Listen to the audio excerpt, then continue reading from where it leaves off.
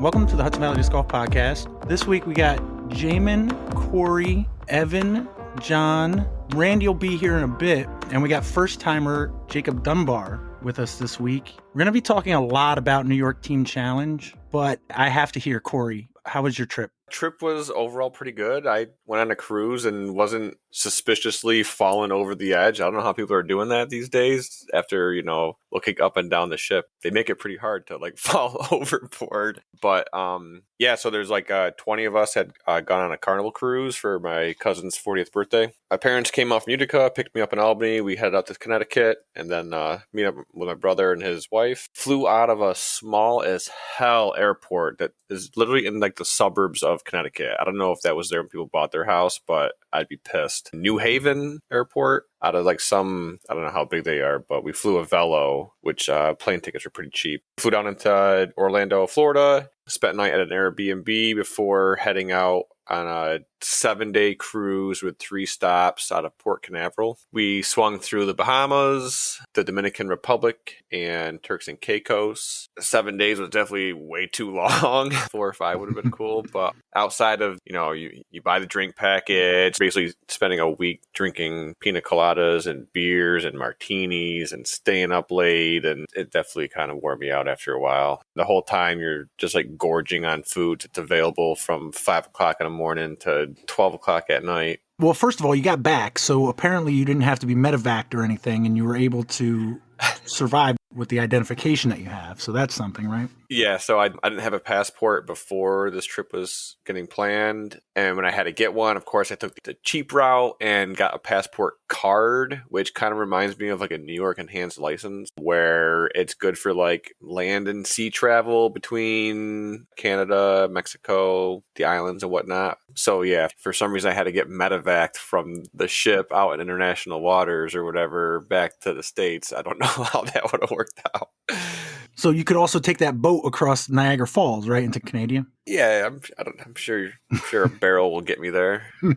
So you ended up getting the drink package? Yeah, I wasn't going to at first. I was trying to run the math, and I'm like, oh, that's this many beers throughout the entire week. I'm going to need a rest day. And it's kind of funny. I split a room with my brother and his wife, and the drink packages are not per person, they're per room. Oh, okay. So she doesn't drink. Me and my brother can definitely make up her fair share. But yeah, so it's basically $480 per person, and it's 15 drink limit per day. Per person or per room? Per person. Yeah, so you kind of pay for the room, but you all have individual door cards, and that's kind of your credit card for the week. Is this the brother that you and JP stayed with that one time in Connecticut? Me and Kyle Hirsch did, yeah. Oh, Kyle Hirsch, okay. Yep. I was going to say, I didn't stay with any brother. I never asked. Do you have brothers and sisters? I just got one brother. Yeah, one younger brother. He's 2 years younger than me. So anyway, it says my brother's wife doesn't drink. So the first day we didn't get the drink package because we figured that it wouldn't be worth it. And then after day 1, I took it kind of easy and I spent $68, which is around how much the drink package is per day when you break it down. My brother almost tripled that and drank $170 worth of drink. So after the first day, we bought the drink package. It was going to be worth it. Oh, you didn't have it going in? No, you have until day 1 or day 2 to get on it, I guess. That's good, especially since you said you don't go on boats very often. I was concerned, got to get your sea legs. Yeah. So I'm glad they give you a day. Yeah. We didn't get on the boat until 3 o'clock or whatever. So that was a half a day. If we spent that much in half a day, what is a full day going to look like? Right. Do you think you got your money's worth overall? When you get the drink package, you make sure you get your money's worth.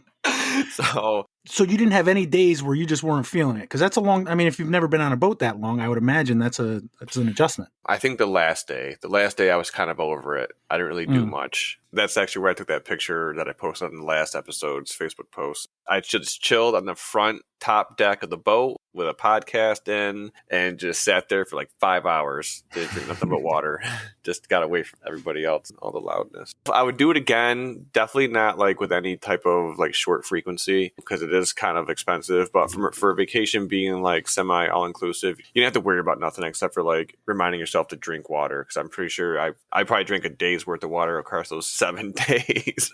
Wasn't much just water being drank. But it's kind of like living on a shop shopping mall, a floating shopping mall for 7 days, or just people walking around all the time, all types of food available. I mean, kind of found some of my favorite places to stop. There was this little like fried chicken stand. I probably went there 4 times to get chicken sandwiches, and actually it's called Big Shack's Chicken. I don't know if because Shack endorses the whole thing, or if they use some Shack sauce, but Oh, it was spelled the way that Shaq is spelled, or SHAK? yeah, yeah. Basketball Shack. Cool. Big Shacks. Oh, actually, I guess it's kind of a chain, or Big Chicken. Maybe it's just called Big Chicken, and they got Shack sauce. SHAQ. They had like the buffet, the breakfast, lunch, and dinner buffet, but you just kind of find out that all the shit they put in the buffet is just stuff that they serve at other restaurants. It's just been sitting there like for a couple hours. So they had some barbecue you could get, and had like sushi one night. I would hope you ate all the seafood like the first couple days, because after 3 or 4 days, I don't know. I don't think I ate any seafood, to be honest. That's smart. It was cool too because like while I was there, the cruise was from Saturday to Saturday. So I had Sunday night football, Monday night football, and Thursday night football. They have like one of these like a sports bar pub, massive on the backside of the ship, and they had a bunch of screens. They had like 2 big screens. So Sunday football was pretty good, and so was the Bucks. Who did the Bucks play? Bucks Falcon? No, It wasn't Kansas City. Kansas City played Denver. it was some other red team, I think. Yeah. So there was a lot of red. So that was cool. Well, the Bucks were red. Yeah, but did they play someone else that was also red and white? 49ers? Yeah. No, they just played them. Yesterday. Oh, this was last week you're talking The about. Chiefs. The last 3 weeks, they've played a red team. Yes. Oh no, yeah, it was the Chiefs. Yeah, it was last week. Yeah, the Chiefs. Oh, Monday Night Football from last week. Yeah. Yeah. And so my family that I was down there with, or my family from Florida that was on the ship, they're all Bucks fans. That was cool. I was also on the ship for the time change as well as the presidential election. Did you vote before you left? No. Okay. And then I forgot that I could early vote. Did the ocean flip over like in the Pirates of the Caribbean movie during the time change, Corey? How did that happen? Yeah, you don't remember that? Come on. There was a lot of I guess we get our free hour on the ship, or get more than what we paid for because the hours went back. One of my favorite things to do on the ship actually like had nothing to do with being like in the Caribbean or the Bahamas on a ship. It was actually listening to some of the live music that they had there. I'm kind of a sucker for covers, especially like good covers. So I would rather just listen to some of these smaller like one-man band type things. This guy, his name was Kevin. His job is literally he does live music for Carnival. And he had an acoustic guitar, and I don't know what the machine or thing is called. Jaimen could let me know. Where he's basically playing DDR, and he's able to like record the tracks and create the levels himself. A loop machine? Oh, is that all it's called? Yeah, I guess. It's as simple as that. Yeah. Yeah, you're just recording small loops, and then when you press the button, it keeps going with them. Yeah, they make small loop pedals that you can use all the way up to full stations that have like crazy functionality. Yeah, so he must have had a station because this guy, like, his voice was already great. The fact that he knew like hundreds of songs across multiple genres, just like take requests and then get on his loop machine, and then like a minute he has the entire track recorded. Then when he would actually sing the song, I wouldn't even watch his face. I would watch his feet. He's literally dancing on this controller to play in all the different guitar tracks. Or yeah, he was probably also had a Taurus, I think they're called, which is like a keyboard that you play with your feet. So he could have been playing the bass line while he was singing. Yeah, it was nuts. There was this three female violin group that one night they did like alternative rock covers. So like I'm like listening to Kevin on the floor, and then in the background I hear I'm like, shit, is that some Linkin Park? So I got run across the hall to where the violinists were playing and listen to them do What I've Done by Linkin Park. The one other thing is they do a Deal or No Deal like show where the cruise director was like an Asian guy, but he's British, and he was doing a Howie Mandel impersonation. Was he bald? I don't know if he actually had hair. I can't remember now. Not Howie Mandel, the other guy. So basically what you had to do is you had to like buy cards, like they were bingo cards, and I think they sold probably the show that we went to, they sold a few hundred of them, and they picked like 2 lucky guests to like go on and actually like do the Deal or No Deal show, except for the cases only go up to $1,000. I went with my brother's wife to like get tickets, and the whole time she's like, oh yeah, I'm sure they randomly picked somebody to go on the show. It's all random. Come to find out, she was the first one to get called to go up there. She played the whole game, never really got any high offers, and then she ended up becoming the newest member of the Penny Club. So her case that she ended up with only had a penny. That followed her through the rest of the cruise. Like, people recognized her on the ship and like made fun of her for only getting a penny on her, no deal. It kind of turned into a game. Did she still think that it was totally rigged on who got to go and play? We joked about it, but I don't know if I ever straight up asked her, like, so do you think it's still rigged? Or like you were the, what do they call it when like a comedian puts like a plant? A plant. Yeah, you were the plant. Anyways, yeah, so it was a pretty good trip. 10 days too long for a cruise for me, I think. Oh, actually, the one last thing is I was fine yesterday. I got back home on Saturday night. I was fine all day yesterday. Today I go back to work for the first time, and I was even fine when I got there. But I don't know if it was like the hum of the HVAC or just other things started going on. I started to like get a wobble, like I was still rocking on the ship, and it actually kind of made me slightly nauseous at work. So you made that joke about sea legs, and I'm pretty sure I still got them. So the first couple days, there was a tropical depression like forming, or two of them actually, like off near Cuba. So the first few days, it was actually pretty freaking windy, and it rained one of the days. But then it was weird, like the last few days, the weather was fine, but the seas were a little bit rougher. It was funny, you'd be walking down the hall, like it's like a small shopping mall with like hallway, and the ship would rock, and you would just see like the whole line of people just kind of like moseying to the left naturally, and then the ship would kind of flatten out and go the other way, and everyone just like kind of naturally walk up the other side of the hallway. And for the amount of drinking that people do and is kind of encouraged and enabled there, crossed with the number of people that are disabled or are quite elderly that go on cruises, I was surprised to not see a single time where someone like stumbled and hit the ground or whatever. I'm surprised I didn't at any point either. But just because you didn't see it doesn't mean it didn't happen too. There was a lot of drunk driving going on though. People in those like power chairs,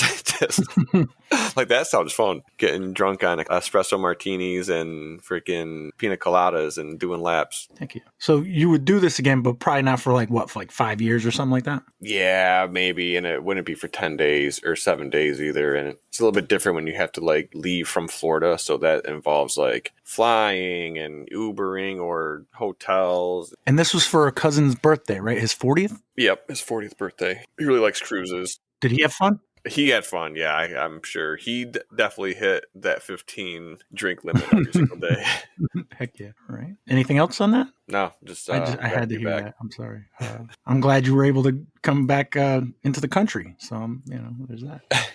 All right. A couple other things before we get into Team Challenge. Jacob, you've got a space race coming up? Yep, that's right. It'll be this upcoming, I guess when the podcast airs, it'll be tomorrow. But yeah, this Saturday, the 16th. And where's that? Up at Jenkinsville. So we're using some of the new back nine holes that have been just recently finished. Mostly shorter variations on the holes. We're not doing all the true holes rather than like true ace runs, kind of a throw-in league sort of. So, ace race style, but making things very, very aceable just to try to maximize people's chances. What are the discs that you get in this? This was it's like a Berg variation? Yeah, so MVP, or I guess through Streamline, they're using this event to release the Range, which is kind of their take on a Berg. We just got the discs in yesterday. I've not had the chance to really throw it yet, and I don't really throw the Berg, so I can't compare it too much, but I've heard they're a little more understable than a Berg, but same kind of shape and everything. And then the other disc is a Total Eclipse Crave, so where it's got the glow center and glow rim, and there's kind of different color combinations there, so there's definitely some like sought after discs people are already messaging me about. But and then for the event itself though, this is our first year we've done the space race, and so for this year at least we're just letting everybody use any glow disc that they want to use. Again, just trying to give people the best chance to throw discs they're familiar with and get aces or metal hits or whatever they're going for. And they can throw the tournament discs too if they want, I assume. Yeah, of course. And Evan, you said you signed up, but you just wanted to get the discs? Yeah, I'm unable to play the event, unfortunately, but I really want to try the Range. I don't have a Berg, but I do throw an Innova Invader, which is very neutral, 3-speed, but it has low glide. And I like having a disc with low glide, and that slot where I can throw it hard and not worry that it's going to sail away on me. Nice. And Jaimen, this is at Jenkinsville. That's a relatively new course, right? Yep. We opened it on Friday, so 3 days ago. So this is like the first official event being held there? Yeah, absolutely. We did a couple things when it was 9 holes. Actually, Jacob did a couple things when it was 9 holes. There were some leagues, doubles leagues, that kind of stuff happening, but this is the first thing using all 18 holes, or mostly all of the 18 holes, I should say. Yeah, earlier this year, that was where we held the Glitch World Championship qualifier event that a few people played in, Randy and Jaimen. And you've run a lot of these type of events. Why is that? Yeah, this will be our 4th. I started with the Circuit Challenge last year.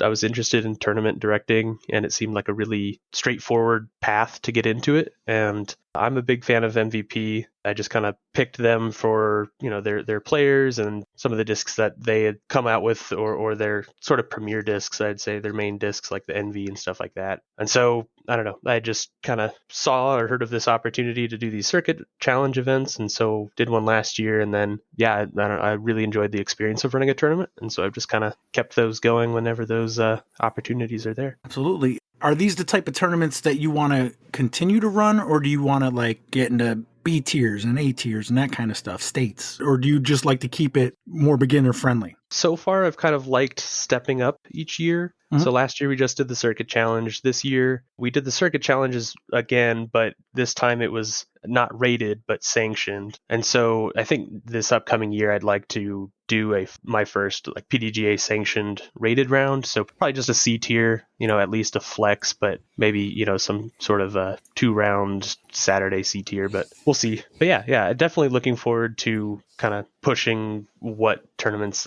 I'll direct in the future and keeping up with that. So if somebody hears this on Friday, they could still get in theoretically? Yeah, I think I have it set so that registration closes at 8 p.m. on Friday. If you really, really, really want to get in, and I know this is like every tournament director's least favorite thing, but you can just reach out to me, find me on Facebook or something like that, or via Disc Golf Scene if you really want to get in and the window's closed. We have plenty of packs at the moment. I think we have, I want to say like 15 or so slots left, so plenty of room. Yeah, just reach out and be happy to have as many players as we can. Awesome. So unless you're on a boat or in Slovakia or Minnesota, you could still get in. Or Maine. Or Maine. Yeah. For this weekend. Oh, yeah. Absolutely. There's a lot of people doing the New England Team Challenge this weekend. I know that's why some folks aren't able to make it. And even if you can't make it, but apparently it's a pretty sought after player pack from what I hear. So I'm sure you wouldn't be too upset if somebody says, hey, can I just get the player pack, last minute just to get it off your hands. So yeah, definitely. Yeah, if you're interested in the range, especially, I know a lot of people, that's kind of why they're doing the event. So yeah, if I have extra slots and, later on you're interested, just reach out to me. Corey, I heard you're canceling your main trip to play. No? Shit, I would prefer not having a 4.5 hour drive if that was possible. Jenkinsville's a little bit closer. That still boggles my mind that it's only 4.5 hours from where you're at to Maine. Luckily, they're not at the top of Maine. All right. Let's just keep going around. Evan, you played a glow round at J Park. What was that about? Yes, last Tuesday I saw Jason Gorsage posted on Facebook that he was going to do some glow dubs at J Park. I really like playing glow, and I'd never done it at J, so I showed up. It was me and Jason Gorsage and Chad Larson and Joe Jaskolka. We played 7 through 11 and 30 through 33, but the first time round we played the white tees, most of which I had never seen, but Joe seemed to know where most of those were. We played the regular tees the second time round, and it was a lot of fun, and anybody who's into glow, that was a cool place to do it, in my experience. Is that the best holes for glow? How does that work? I had never played glow at J Park before, so I don't know maybe if Corey has ever tried anything like that, but those holes specifically worked out pretty well. Yeah, no, Cully had done glow at J Park, and I'm not sure who else have organized it, but I think that's a fairly common lay. I mean, you're basically just not trying to cross the road and like play the holes you have the least chance of, I don't know, falling into a rock hole somewhere. Yeah, we talked about the possibility of, even in the daylight, with all the leaves and rocks, you got to be careful as it is. Yeah. I thought if we had done the regular tees twice around, it would have been fine. Everybody's kind of familiar with those shots. When you have a UV flashlight, it's actually easier to find your disc sometimes under the leaves. So it was a lot of fun, and I would recommend to anybody who's hesitant or thinking about it, give it a shot, because it'd be a good time. So who won? So Jed and Joe, pretty sure they went 12 down. Jason and I were 9 down, so they took our $5. Damn, that's actually closer than I thought it was going to be. You know, you're not wrong on paper, but when you turn the lights out, it's a little bit of an equalizer, I guess. We were both bogey-free, I'll say that, so it was a good time. Nice. All right, John. Hey, Pat. How's it going? Hey, are you mad about the Bruce or the Bryce? No, not too mad. I was one letter off. Yeah. So it was the Bryce. Is that the one you were thinking of? Yeah. Bryce. Okay. Yeah, I was one letter off. My first thought was, if somebody has a beat up one, it could easily, the Y could be made to look like a U anyway. It's like the Discraft Flick. A lot of people know that as another name. Absolutely. Okay. I wanted to double check on that because, like I said, I looked it up pretty soon after, and either way, it worked out for a good idea for a round. So, and I got a Monty Python question in, and I love giving those to Jaimen. So there's many positives about that. There you go. So Jaimen, what do you got going on? I don't have any questions for you though. Everybody else had a question for. Not much. It's dark at 5 o'clock now, so I'm actually forced to be home a little bit, which is great. This week, we are driving up to Maine on Saturday. So that's the only thing I've got coming up. We did get everything opened up for Jenkinsville, which has been good. I've got a lot of good feedback on it so far from people. So it sounds like people are liking it and it's working. Still a couple things to polish up here and there, but that's pretty normal. Awesome. Corey, one last question. Are you upset that you came back and there's a burn ban and you can't burn all your Jets stuff? Yeah, that Jets game sucked to watch. Saturday when I got home, it was cold as shit in my house because I didn't have the heat on. So I got my wood stove going, and I woke up the next morning, Sunday, went outside to get more wood, and I'm like, God damn, what's going on with my wood stove? It freaking stinks out here, and it's so smoky. And then I looked up, and I'm like, oh, wait, shit, there ain't even any smoke coming out of my chimney. So I thought maybe the neighbors or someone was having fire, and then come back inside. I don't know when the fire started, but I've been out of the loop for a few days. Start scrolling on my phone, and I see that there's that massive wildfire downstate. Acting real Canadian right now.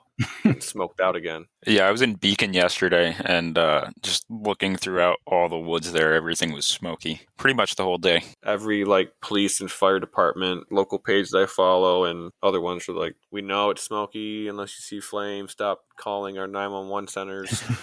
Well, actually, Jaimen, that does bring up a question. Did you watch the Steelers game this past weekend? I was following it. It was nice to see them get a good win in there. Some of the teams that they've beat weren't, world beaters or anything. So seeing them actually compete, Russell Wilson was playing well. They didn't win by kicking field goals this time, so that was cool. The reason I ask specifically is because the Steelers and the Commanders, right? Yep. They were right before the Jets and the Cardinal game, and there was about a minute or so left in the game, and a message pops up at the bottom. The commentators were still talking, and it says, due to contractual restrictions with the NFL, we must change to the Jet game in just a couple minutes. And the guy was explaining something that happened that kind of was a big deal in that part of the game. Fortunately, I don't know if you know how it ended, but Russell Wilson, right? Yep. He goaded the Commanders into an offsides to give him first down, and they could run out the clock. Oh, yeah. As soon as he does that, the message pops up again, and it's like, due to contractual restrictions, we must now change to the Jets game after this commercial word. It was just weird how, because you're in New York, and of course you have to have the Jets or the Giants and all that kind of stuff. But I just thought that it was interesting because if he didn't draw that offsides, they were going to have to punt, and then there was still a minute left in the game. So I just thought, oh man, I wonder if Jaimen's going crazy right now if you were watching.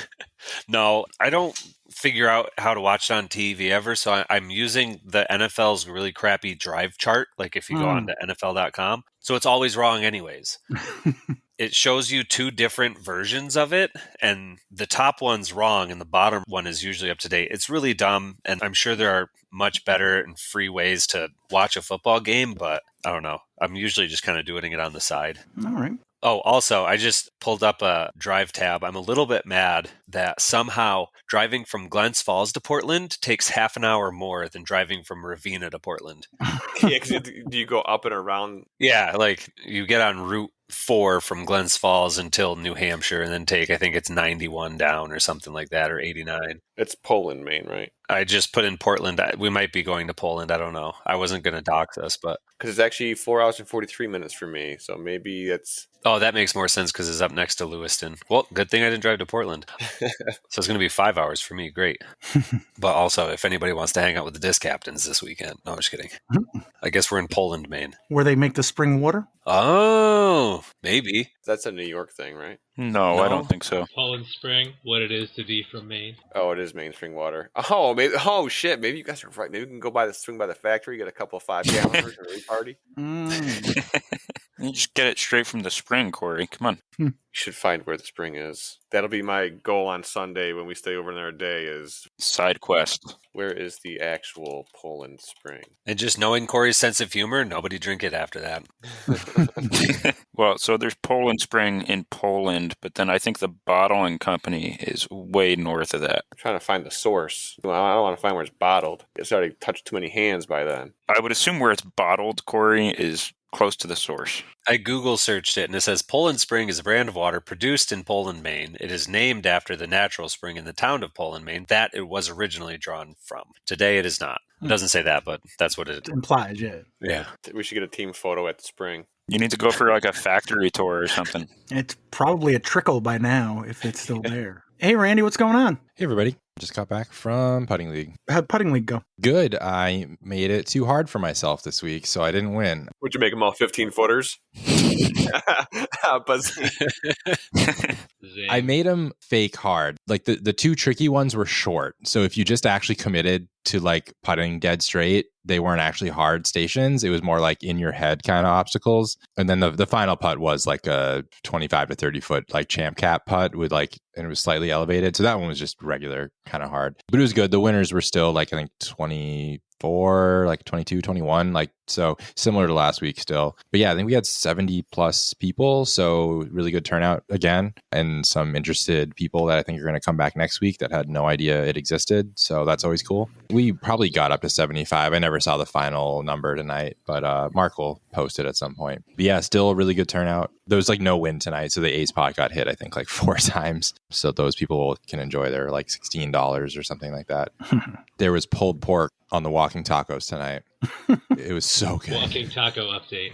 What Doritos did you get? I went with the sweet chili tonight, and I think it comboed well with the pulled pork, so I'm very into it. Corey, what do you know about a walking taco? Oh, yeah, I forgot to listen to this. First of all, I was surprised you said there was 80 plus people there last week. That's yeah, dude, nuts. It was packed. I don't know that I've ever known the name of that, or if I did, I wouldn't be able to remember it on the spot, but I've definitely seen that gourmet food before, which actually kind of has me Wait. It's not, Yeah. it's meat on Gourmet nachos. food. Is that gourmet food? It's not the fact that it's just meat on nachos. It's the fact that you're eating it out of like a bag as if you just walked out of a corner store drinking some malt liquor out of a So brown that's bag. what makes it gourmet? I would call it a delicacy. I don't know if it's gourmet, but it's There you certainly a delicacy. What does gourmet mean to you? I think that implies a certain amount of like fanciness, Corey. Mm-hmm. And you're going to tell me that eating fucking taco salad out of a Doritos bag ain't fancy? If you have leftovers, they make it into a swan kind of thing. You could do that. Mm. You just have to be good with your fingers. But no, I don't know if I've ever had it before because I always thought it was a mess. Like I just figured like you're scooping shit out with your fingers, but eating it with a fork makes a lot more sense. I got a question for everybody. When you hear the word gourmet, do you think, wow, that's better than normal? Not necessarily. No. Sometimes it's overly complex. Yeah, I think so, Jaimen. I'm with you. Where are you going with this? I'm completely against you, Corey. When I hear gourmet, I think like flavored coffee, which I hate, by the way. Flavored coffee, that's like some disgusting shit. I know. I'm kind of with Pat. It's kind of like overly complicated. Yeah, I don't know. Maybe I just like the word gourmet, whenever it's printed on food, it's always like a sample size of something, and it's like pumpkin spice flavored coffee or blueberry. I'm not going to lie. Both what you just said and what Pat said, that Hafner said he agreed with, all sounds like we're describing literally what we're talking about. No, what I'm talking about, Corey, is if you say like, oh, this taco, it's a deconstructed taco, but I used goose meat and I used... Duck confit and truffle oil. And Yes, truffles have to be in gourmet, yes. I would say a walking taco sounds like beautifully simplified, Corey. A walking taco is like ice cream in a helmet at a ball game. Yeah, that's perfect. Exactly. Nothing wrong with it. It's just gourmet is not the word you're thinking. Yeah. Gourmet is ice cream in a helmet at a ball game, but not taco. No. A walking taco is like the helmet with the ice cream in it. Oh. Neither of those would you consider gourmet, but what was the other word somebody used? Not gourmet, but Delicacy. yeah, a delicacy. That works better for me, at least. Isn't batshit a delicacy somewhere? Yeah, I don't know about that one, Corey. I don't know. That's what we're talking about. Ace Ventura isn't Guano. That's like a delicacy. I don't think people eat guano, though. I mean, they might, Well, there's bat poop coffee. There you go. Okay. but that's gourmet. They don't eat it. Is it? I don't know. Here's the definition of a delicacy. Oh. Delicacy is a rare food item that is considered highly desirable, sophisticated, or peculiarly distinctive. Okay, literally half of those words fit eating fucking taco salad out of a crunched up bag of Doritos. Yeah, so delicacy works then. I thought that was gourmet. While you're looking up words, Evan, what do you got for gourmet? Gourmet is a cultural idea associated with the culinary arts of fine food and drink, or haute cuisine. So refinement and elaborate food preparation. Okay, so maybe the ground beef ones aren't gourmet, but the pulled pork ones definitely sounded gourmet.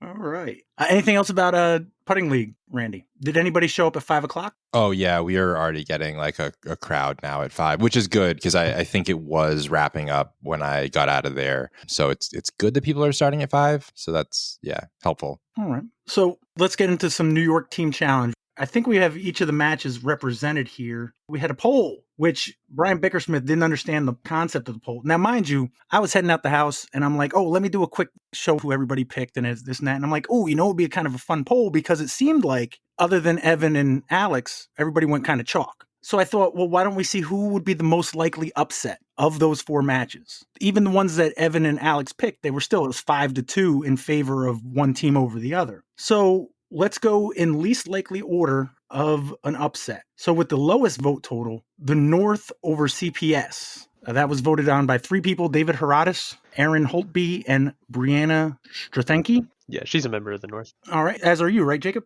Yep, I'm co-captain with Joe Karen. Awesome. So, well, before we get into that matchup, did you play New York Team Challenge before this? I did not. How did you get involved with them? So this year, my wife and I were looking for a team to join. Basically, we had heard about New York Team Challenge actually starting through the Hudson Valley Disc Golf Podcast. So we were curious to learn more about it earlier this summer and see what teams might need players and all that stuff. And simultaneously was talking to Tim DeFranco at the time about possibly joining Saratoga. We were also reached out from Joe Karen about the possibility of starting a team up in our area, up in like Glens Falls, Queensbury area. He had, I think, been working with Greg Hill for a bit on forming it. And then Greg kind of needed to step aside and wanted to hand the reins off to, either just Joe or whoever he picked. So Joe reached out to me and Amanda and asked if we'd be interested in kind of co-captaining, co-running it. So yeah, we decided to jump on that because I think Saratoga would have been a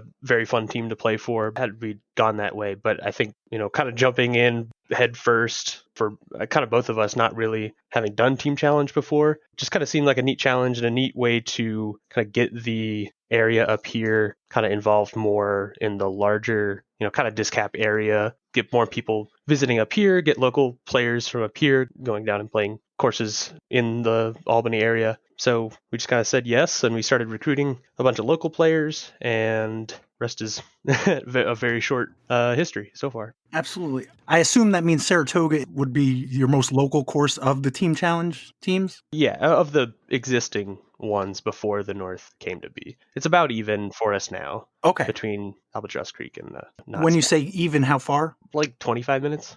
What is your local course? Definitely Crandall. We're about 5 to 10 minutes from there. Okay. So we're kind of right in Glens Falls. You guys played CPS, the Rosebuds, who were fresh off a road victory against Mindkill. So it's not surprising that a team in their 3rd match of their existence, it would have been a big upset if you guys had won. How's morale been so far for the first season? Good, I think. We had, I think, decent shots. Granted, we're playing away, and so we felt like we had a chance of winning, the first 2 matches. But, being a brand new team, having kind of the much, much newer player base up here than, the broader area, or especially just other New York Team Challenge teams, I think in general, aside from maybe 2 or 3 names I can think of on our team, like most of our players have been playing for less than 3 years and competitively or PDGA sanctioned events less than, a year and a half or so. So very, very young player base overall. But we have a lot of strong players who I think have a lot of potential for growth. And so, against the teams we played to start off the season, we thought we could have a shot, and I think we did keep it really close. It was unfortunate, like a lot of the matches, especially against SPW, you can see a lot of like 1-ups or 2-1s, things like that,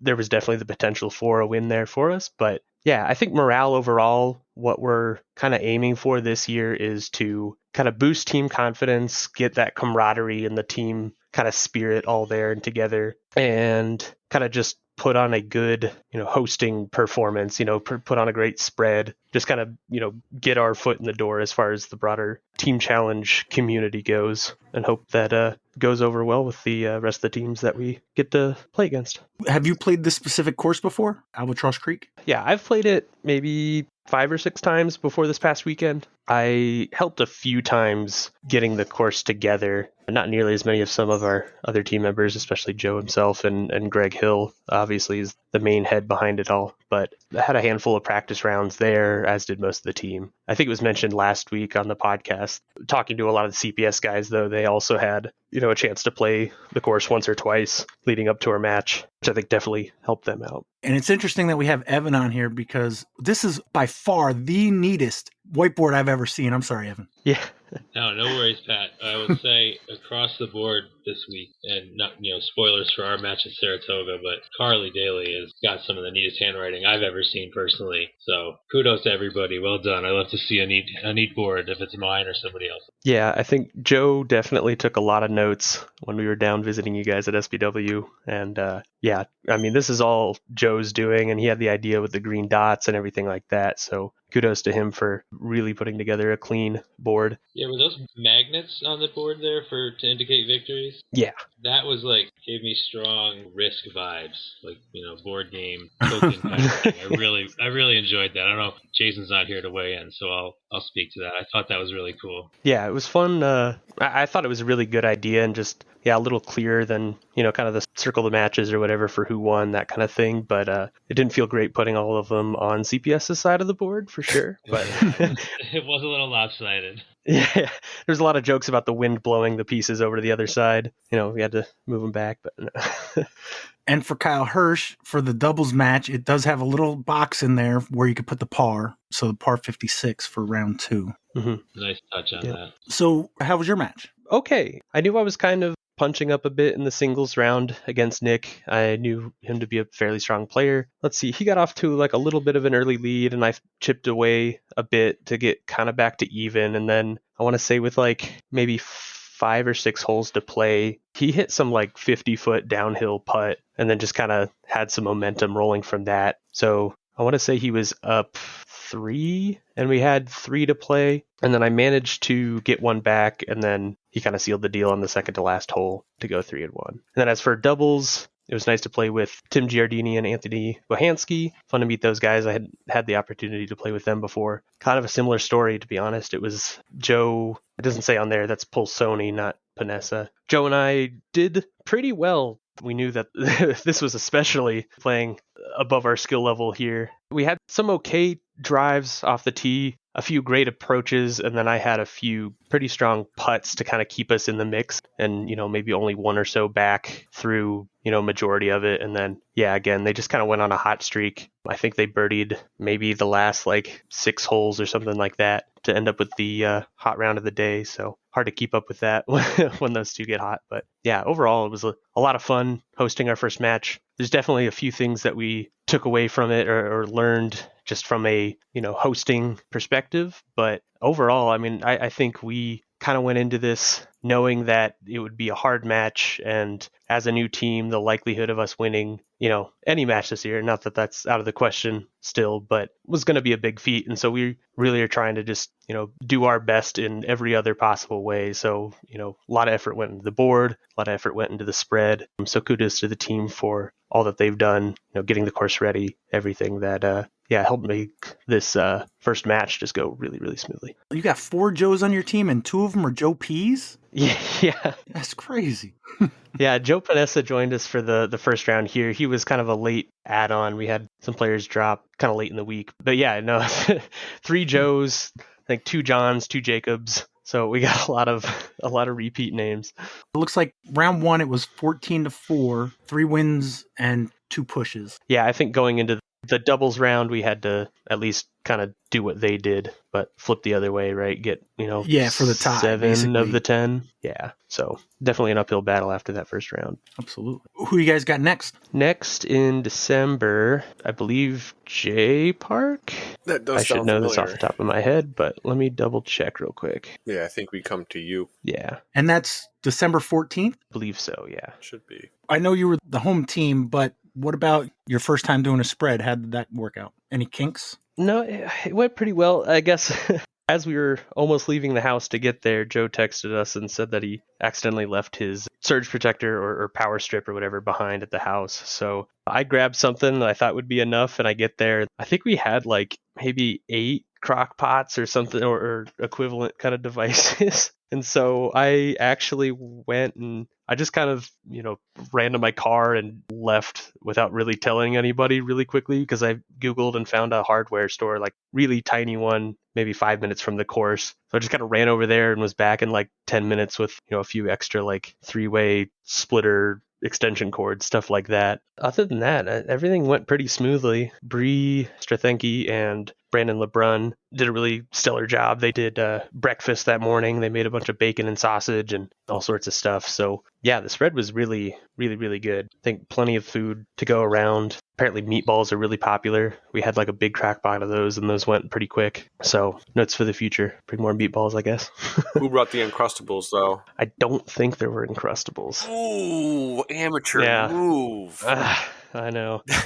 See, I have a pretty bad peanut allergy, so Uncrustables are a no-go for me, but yeah, I guess maybe that you should guys stop have everybody Uncrustables else. then, especially if it's For some unbiased opinion, Jeff Wachowski posted on the New York Team Challenge page. He says, solid spread from the north today. Freshly made scrambled eggs, sausage, bacon, and potatoes for breakfast, plus coffee and donuts. 9 different hot lunch dishes, including 3 types of wings. Plenty of water, Gatorade, and other beverages. Bonus points for quantities. There's a good selection of leftovers for after dubs. Also bonus points for naked pulled pork with sauce choices on the side. So Corey could have made his own walking tacos.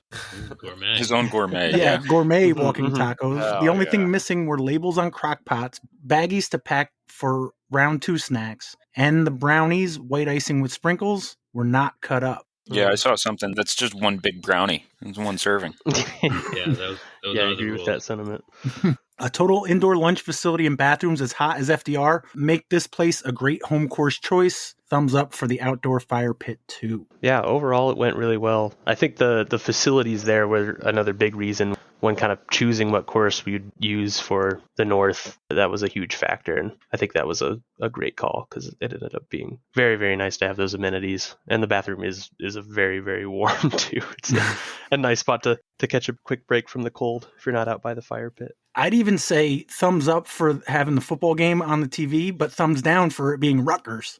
So Yeah, I think that was, I didn't catch his name, but one of the staff members at the golf course there, he was flipping channels a lot. So, that's all good. but So that puts you guys at 0-3 for the year? yep, All right. 0-3 so far. But I mentioned before, 14-4 in round 1. It was also 14-4 in round 2 for a final score. The Rosebuds 28-8. Yeah, I saw a few things on here. I mean, Kyle Hirsch almost lost. Anthony Bohanski pushed. Did Kyle ace? Did I see that? Unfortunately, yeah. yeah, round 2 during doubles, he aced hole 17, which I'm not quite sure what he threw. It's either a forehand or a big backhand turnover. How far Dealer's is choice.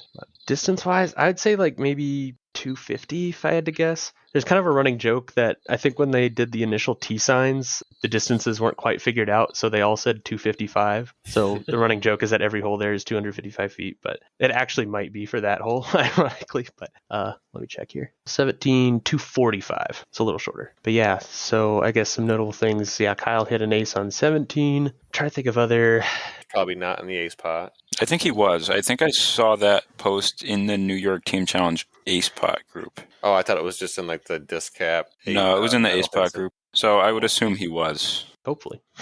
All right. Let's see who had our second least likely upset. Looks like it was Chatham over Wilcox, had 13% of the vote. Ryan Nelson, Randy Bemis, Will Byrne, and Corey Cook voted for Chatham over Wilcox. Corey, did you understand the reasoning for the vote? I'm pretty sure I did, but you asking me like that makes me think that I didn't. No. I was just asking because you were on a boat. Yeah, drunk on a cruise. Yeah, drunk on a cruise. Then Brian Bickersmith has no excuses. Yeah, no, Brian doesn't always comprehend things the right way sometimes. But I think so, yeah. It was like, of the losing teams, which one would be the closest, basically, if they were to lose, or if they were to win, I guess.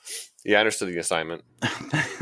John, where was this match? This was at Chatham This Hill, was right? at Stony Hill. Well, why don't you set it up because you were actually there, and I will play the part of Alex. We went out beforehand just to a diner, a couple of us, myself, our captain Nick, John Tamburino, and Todd Martin. Got some food. That was about it, but headed right to the course. It's interesting. I was going through, there's 5 current Stony Hill members on the Wilcox team and 6 current and former Stony Hill members on the Chatham team. I was going to say, this is probably the course that you guys as a team would be most familiar with. Yeah, it's the furthest south besides Wilcox, and we've got a lot of Beaconites on our team, so easiest to get to, I would think. Maybe J Park, but Stony Hill is definitely one of the more well-known courses for us. All right, so who'd you play in round 1? So I played our very own Alex Potts in round 1. Oh. That was fun. We started on hole 10. So if you have anything to interject here about Alex's round, we could kind of do that in parallel if you wanted. But it was me versus Alex and Andrew Gulak. A lot of people call him AJ. And Kevin N. I don't know Kevin's last name. Throws really far. When? What was that? When? Sure. I'll take your word for it. Yeah, we started on hole 10, and we all threw some pretty far drives. I think it had to have been the furthest average drive on that hole for any card that day. And similarly, we all had like 60 footers for a birdie, none of which were made. So we just all pushed with pars, which is, not bad for first hole of the day and hole 10 at Stony Hill. We start going into the match. Hole 11, we have some pushes. And hole 12, I finally get one up on Alex. I made a nice 20-foot birdie putt. I was a little deep in the basket and follow it up with winning hole 13. So I'm 2 up on Alex through 4 holes. I'm not thinking it's in the bag, but I'm feeling comfortable at that point. We get to hole 15, and Alex proceeded to play one of the best rounds I think I've seen Alex play. He birdied 15, 16, and 17. I think I went bogey, par. So he got 3 straight holes on me, and now he's up 1. Hole 18, a little unfortunate. I didn't have the best showing on that hole either. I think I had a bogey, and Alex ran a birdie putt, which he should not have run. I don't know why he did it. Hit the cage and then rolled OB to the right side. So he ended up, I guess it was a tap in for bogey, but he should have definitely won that hole and gone 2 up on me at that point. But he was only 1 up. Sounds like you both were getting cocky with lots of golf to play. I wasn't getting cocky. I was just, I don't know what I was doing. According to Alex, he dropped a bit in the beginning, but was able to catch up with a strong 15, 16, 17 turkey, and he nearly had the stuffing to go with it, but hit the cage on 18 from 45-ish, rolled OB and lost the hole. I think he was going for the stuffing. He didn't lose the hole. We pushed that hole. Oh, well. Damn, he got stuffed. So we go into hole 1. He's 1 up, and I think he hit first available, and I put it 20 feet and birdied. So we're now even with, we started on hole 10, so we have 8 holes to play after this. Alex continues to play good golf. We both par hole 2, which hole 2 is opened back up now. It's kind of the same shape as old hole 2, but it's a lot shorter. It's kind of a poke and hope hole right now. I think a couple more trees need to get taken out, but it has some potential. It's just a little chip forehand. Hole 3, we both birdie. Alex made a pretty big putt on that. It had to be circle's edge, if not a little outside, and he definitely had some trees in the way. So I was a little disappointed there. Yeah, he doesn't specify. He just said a long putt on 3. Yeah. Hole 4, he had a 20-foot death putt for birdie, and he just hearted it to go 1 up on me with Now we had 5, 6, 7, 8, 9 to play, so 5 holes left. He says a tap in on 4. No. So I was down to the right side.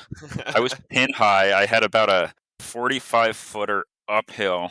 I hit cage, and Alex made some stupid comment like, "Oh, don't worry, I've got a death putt coming up." And it was not a tap-in. It was, from what I understood, 20 feet. I couldn't really see too much because I was down the hill, but it was not a tap-in, at least not by Alex Potts standards or my standards. All right. So hole 5, we both push with birdies.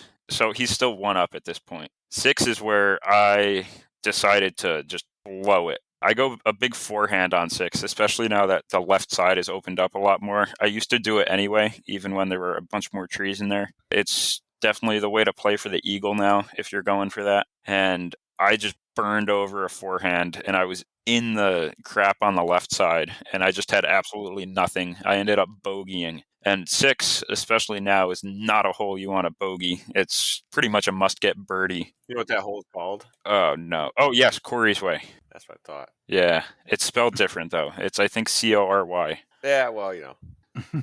Yeah, I ended up bogeying that, and now Alex is 2 up on me with 3 holes to go. And I'm not mentally out of it yet, and I'm not out of it at all. With 3 holes to go, I'm thinking I can birdie all these. Not that I usually do birdie all of them, but it's not unlikely that I do. And hole 7, Alex had missed a, I want to say, 60-footer for birdie, and I had about a 20-foot putt, which I just ended up yanking to the right, and we ended up pushing that hole. So now I'm dormy with 2 holes to play, and Alex is up first on hole 8. He throws a fantastic shot, but he just gave it a little too much, and he's going to argue with me here. And I know, because he argued with me after the match about it. I called it about a 50, 55-footer. He said it was just outside the circle.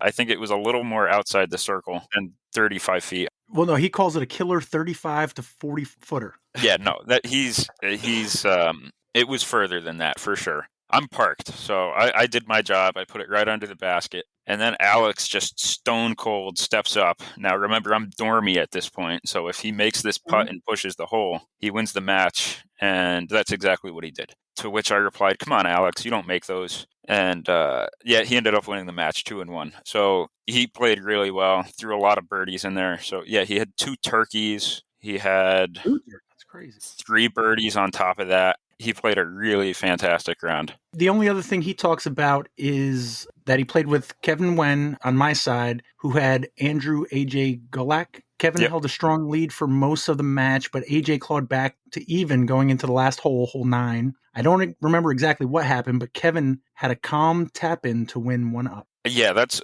one way to phrase it. So there was... I think it was a headwind on 9. Stuff was going to the right all day down that tunnel. And AJ turned over his drive to the right side. Kevin steps up and proceeds to turn over his drive worse to the right side. And it was at least 20 feet into the rough on the right side before we see it get a kick and then land dead center fairway. So AJ stayed in the right side there and ended up taking a par. He had a pretty great scramble shot from there, but it was just too long of a putt to convert on. And yeah, Kevin capitalized on that and parked it for birdie and then ended up winning that 1 up. So both were pretty close matches, and we both walked back defeated to the parking lot. At the time, it was not looking good for us, and it wasn't good for us because the Chatham team showed up that day, and it was 11-7 after the first round. We had 6 wins and 2 pushes. Yeah, Alex says singles went well. I think a lot of our players are improving past their PDGA ratings. Might just be because we've been at home the whole time, but I like it either way. Yeah, no, they definitely all played well. And again, Alex played a fantastic round. All right, so 11-7 Chatham. Let me give you what Alex says about their spread. Yeah. So Alex says, I think our spread was good. Mike Schwartz was there along with an excellent rubric for scoring the spread. What a dickhead. He just had to throw that in there. I think the hit of the day was Kevin's cinnamon roll blondies, but we also went home with no extra cookies, so people seemed to like them too. Well, yeah, Mindy Potts always has the best cookies. Saw some people walking off with takeout containers, which is always a good feeling. So what did you think? Yeah, I didn't have the blondies or whatever you call them, but I had some mac and cheese, I had some meatballs, and I had some dirty rice, which Ryan Kendrick made. That was my favorite thing there, was that dirty rice. And I think it had beef and pork in it. And of course, Mindy's cookies are always a hit. Those were very good. She made the ones with the caramel on it. It's got like these chocolate strips on it and a big caramel dot on it. Yeah, I didn't eat that much though. I usually don't eat that much between rounds. But out of what I had, the dirty rice was fantastic. All right, so they're up 11-7 going into round 2. I'll give you what Alex says just as a setup, and then we'll hear about your round. Yeah. So he says, doubles, we need 4 wins out of 9 to win it all. We stacked up our teams, took as many good matchups as we could. Who did you play with and who against? I played with our captain, Nick Terravoro, and we played against Andrew Dorrell and Greg Kurtz. Always fun playing with Greg. Nick, being a new captain and being down at a match that he expected to be up at after halftime, was just a huge ball of stress, which is fine. I know Nick. I know how to talk to him, play with him, and it was fine. So we started off on hole 6, and both teams end up going 4 for 4, 6, 7, 8, 9. Hole 9 got a little dicey for myself and Nick. We ended up being right side, but pretty close to hole 3's tee pad, where there's a nice little clearing back out into the fairway. So we were both able to throw some forehand skip shots to get up to the pin there and push that with birdies. So both of us were 4 down through 4. Greg threw a fantastic tee shot on that. It was probably only about 100 feet to the basket. It was a super easy upshot, and definitely had us puckered a little bit on that hole. We didn't want to get down on them. We knew we had to do work, especially playing against Andrew. He is a fantastic player. And Nick actually played him the first round also. So this was a little bit of a revenge match for Nick. I was going to say, Andrew Dorrell, isn't he one of the better players on the team? I think he is their best player. Yep. And Greg Kurtz, I mean, you match him up with their best player, and he's a smart and a good player. So that's a tough matchup. Yeah, they were definitely playing well. So we get to hole 10, and Nick throws his drive kind of straight at the mouth for hole 10, and I throw quite a bit further, but I'm off to the right, which is fine for me because I take that local hyzer line through the woods. Nick, however, doesn't play Stony Hill as often, and he doesn't really know about it. So being the big ball of stress he was at the time and not knowing the line, this is the first time I actually kind of had to argue with one of my dubs partners. And we were going back and forth in the fairway, like, no, I don't feel comfortable with that. And I was trying to convince him to take mine. And my reasoning being, just from how far back he was, his, even though it was a technically cleaner line, was a much less likely birdie than if we took mine and had to get a little lucky. And either was a par. So we took mine, and we had about a 50-foot putt, which Nick just steps up and puts it dead center. I've never seen someone so angry to birdie a hole. He was not happy that it worked. He was happy, but it definitely took some convincing. And I told him that's the only stupid thing I'm going to ask you to do today. Everything else is pretty straightforward. But Kurtz and Dorrell, they parred that hole. So we finally got one up on them. Hole 11, we double down. I make a 45-footer for birdie on that, and we go 2 up on them. We eventually just start chipping away. We get one on them on hole 14. We get another one on them on hole 16. So we're 4 up, and then we go into hole 17. They get one back on us. We're not too worried. As soon as they clawed one back, they managed to bogey hole 18, and we birdied. So we were now up 5, and since we started on 6, we had 5 holes to play. So we felt pretty confident at that point that we'd be good to go. And they get one back. We get another one back on them. It just kind of goes back and forth. And in the end, it was too much for them to come back from. So we started on 6, finished on 5. I think we ended up beating them by 6 strokes. So we shot 12 down, and they shot 6 down. So we were feeling pretty good about that. We come in, and not a lot of people are done yet. So I think we're the second match to come in, second or third. And I think it's either we've got 2 wins or we have 2 wins and they have 1 at the point. So it's still up in the air. We needed 6 to win. As Alex mentioned, they needed 4 to win. And it didn't quite come down to the last match. We knew before the last match came in that we had won it. I think the deciding match was officially Alden Slack and John Tamburino, who took their match. Shot the hot round of the day, 14 down, won their match by 12 strokes. And at that point, we knew it. So we were all happy. Alex was not happy. He was refusing to circle the names on the board. So he was writing the points in, but I was bugging Alex to circle the names. I think he has an aversion to ovals or something.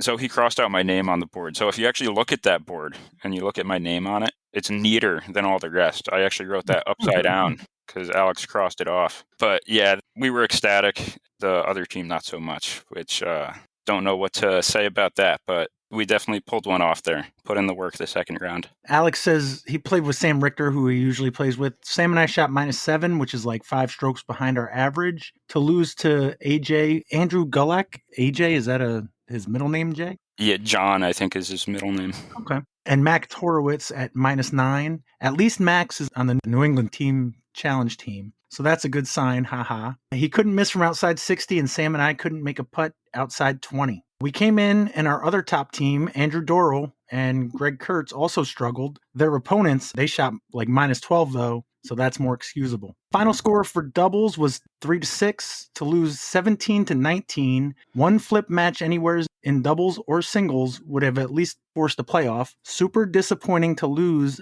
at such a fine margin, especially when if I personally had played better in doubles, it could have won it for us. But still proud of the squad. Taking last year's undefeated champs to the wire is still an achievement. Yeah, it was closer than any of us thought it would be, at least on the Wilcox side. Definitely had to dig deep for that one. And we had some pretty good doubles teams. Alden Slack and Tamburino are fantastic. Max and Andrew are strong as well. Nick and I are pretty strong. I think they were trying to guarantee some wins there.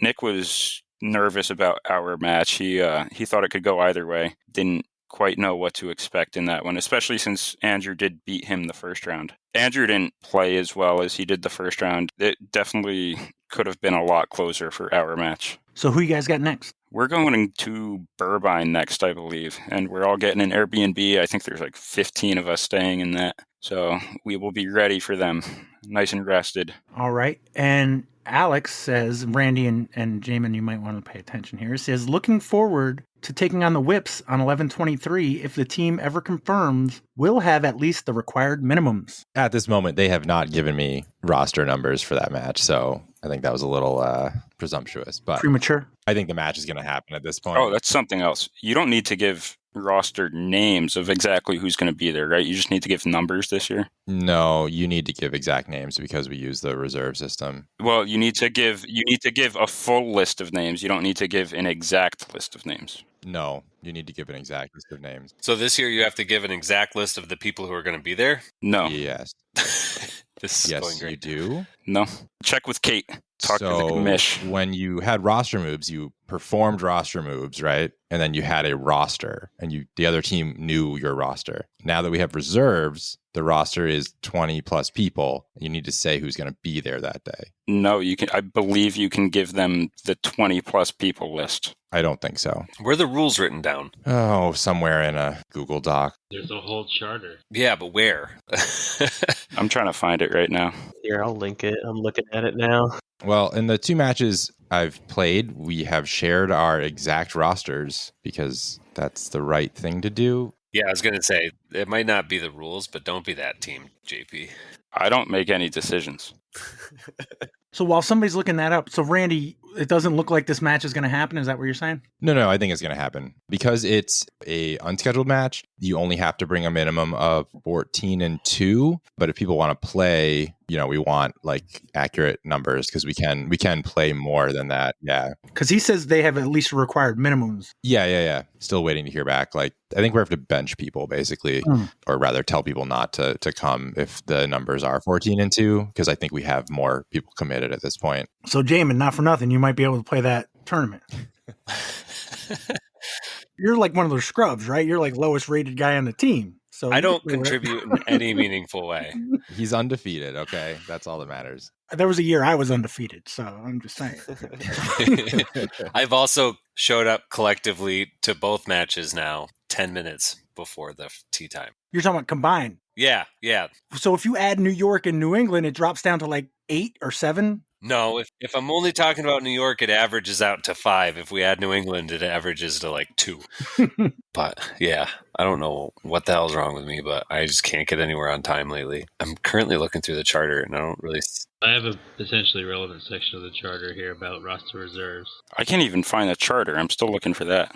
Jacob posted it in the chat. Yeah, the section I'm looking at, so section 2 in B for roster reserves, number 5. So it says rosters are made public to all captains, including all reserve players. And then under that, if a team is adding a new reserve player prior to a match, they must be added to the reserve roster spot by Friday, 10 a.m. So the way I understood that was before your first match, you had to say, here's our 15 and 3, and any potential reserve players that we might want to use, you have to tell us by Friday at 10 a.m. So then that day you could say, okay, we've got our 15, but also maybe we told you about reserve people, so we can use those freely for match player dubs or whatever. Once you've got 20 people that have played any match for you at all, they're on your team. That's your team, and I thought you could use any of them because that's your roster. Yeah, that's right. I think Hafner was just saying if there's 18 people on the team because you have 15 plus the 3 reserve players and you're playing a match at minimums that only has 15 people, you don't have to specifically say which 15 are the ones showing up that day. Correct. I didn't see anything in the charter that said you had to specifically give the other team your game day roster, although I don't really know what that gets you other than just to do it. Now, we're not telling you who's showing up, especially if they're not new players. Right, like you shouldn't bring somebody whose name has never been mentioned anywhere, but if they've been declared by 10 a.m. Friday. Well, yeah, correct. If they're listed on your roster somewhere, reserve or not, you're good to go. Well, we haven't done it that way, so It sounds like bad form, but not illegal. Yeah, when you get to doing matchups, though, like you're just leaving people in the dark. You disclose then, I believe. But, I mean, what's the worst that happens? You do research on 5 extra people? Yeah, I guess that's probably not the worst thing is if you give up that information at that point at least. But so far, we've just done it the day before or so just to get it out of the way, I guess. But I believe we might already have all of our stuff populated. like all your reserve spots filled? Maybe. Again, I'm not a captain, so I'm not exactly sure what we do. Looks like you have all of your men's spots filled. Like we just filled our last spot this weekend as well. Let's look at our third matchup. Tower of Power over Saratoga. Had 12 votes. Peter Hodge, Rob Cowinsey, Tyler Calzada, Sparky Spalding, Daryl Menton, Eric Heinel, Dan Eigner, Ryan Yadow, Brianna Strathenke, Frank DeGreggs, Evan Parsley, and one half a camel case Corey Brian Monahan. So wait, Tyler voted for an upset against himself?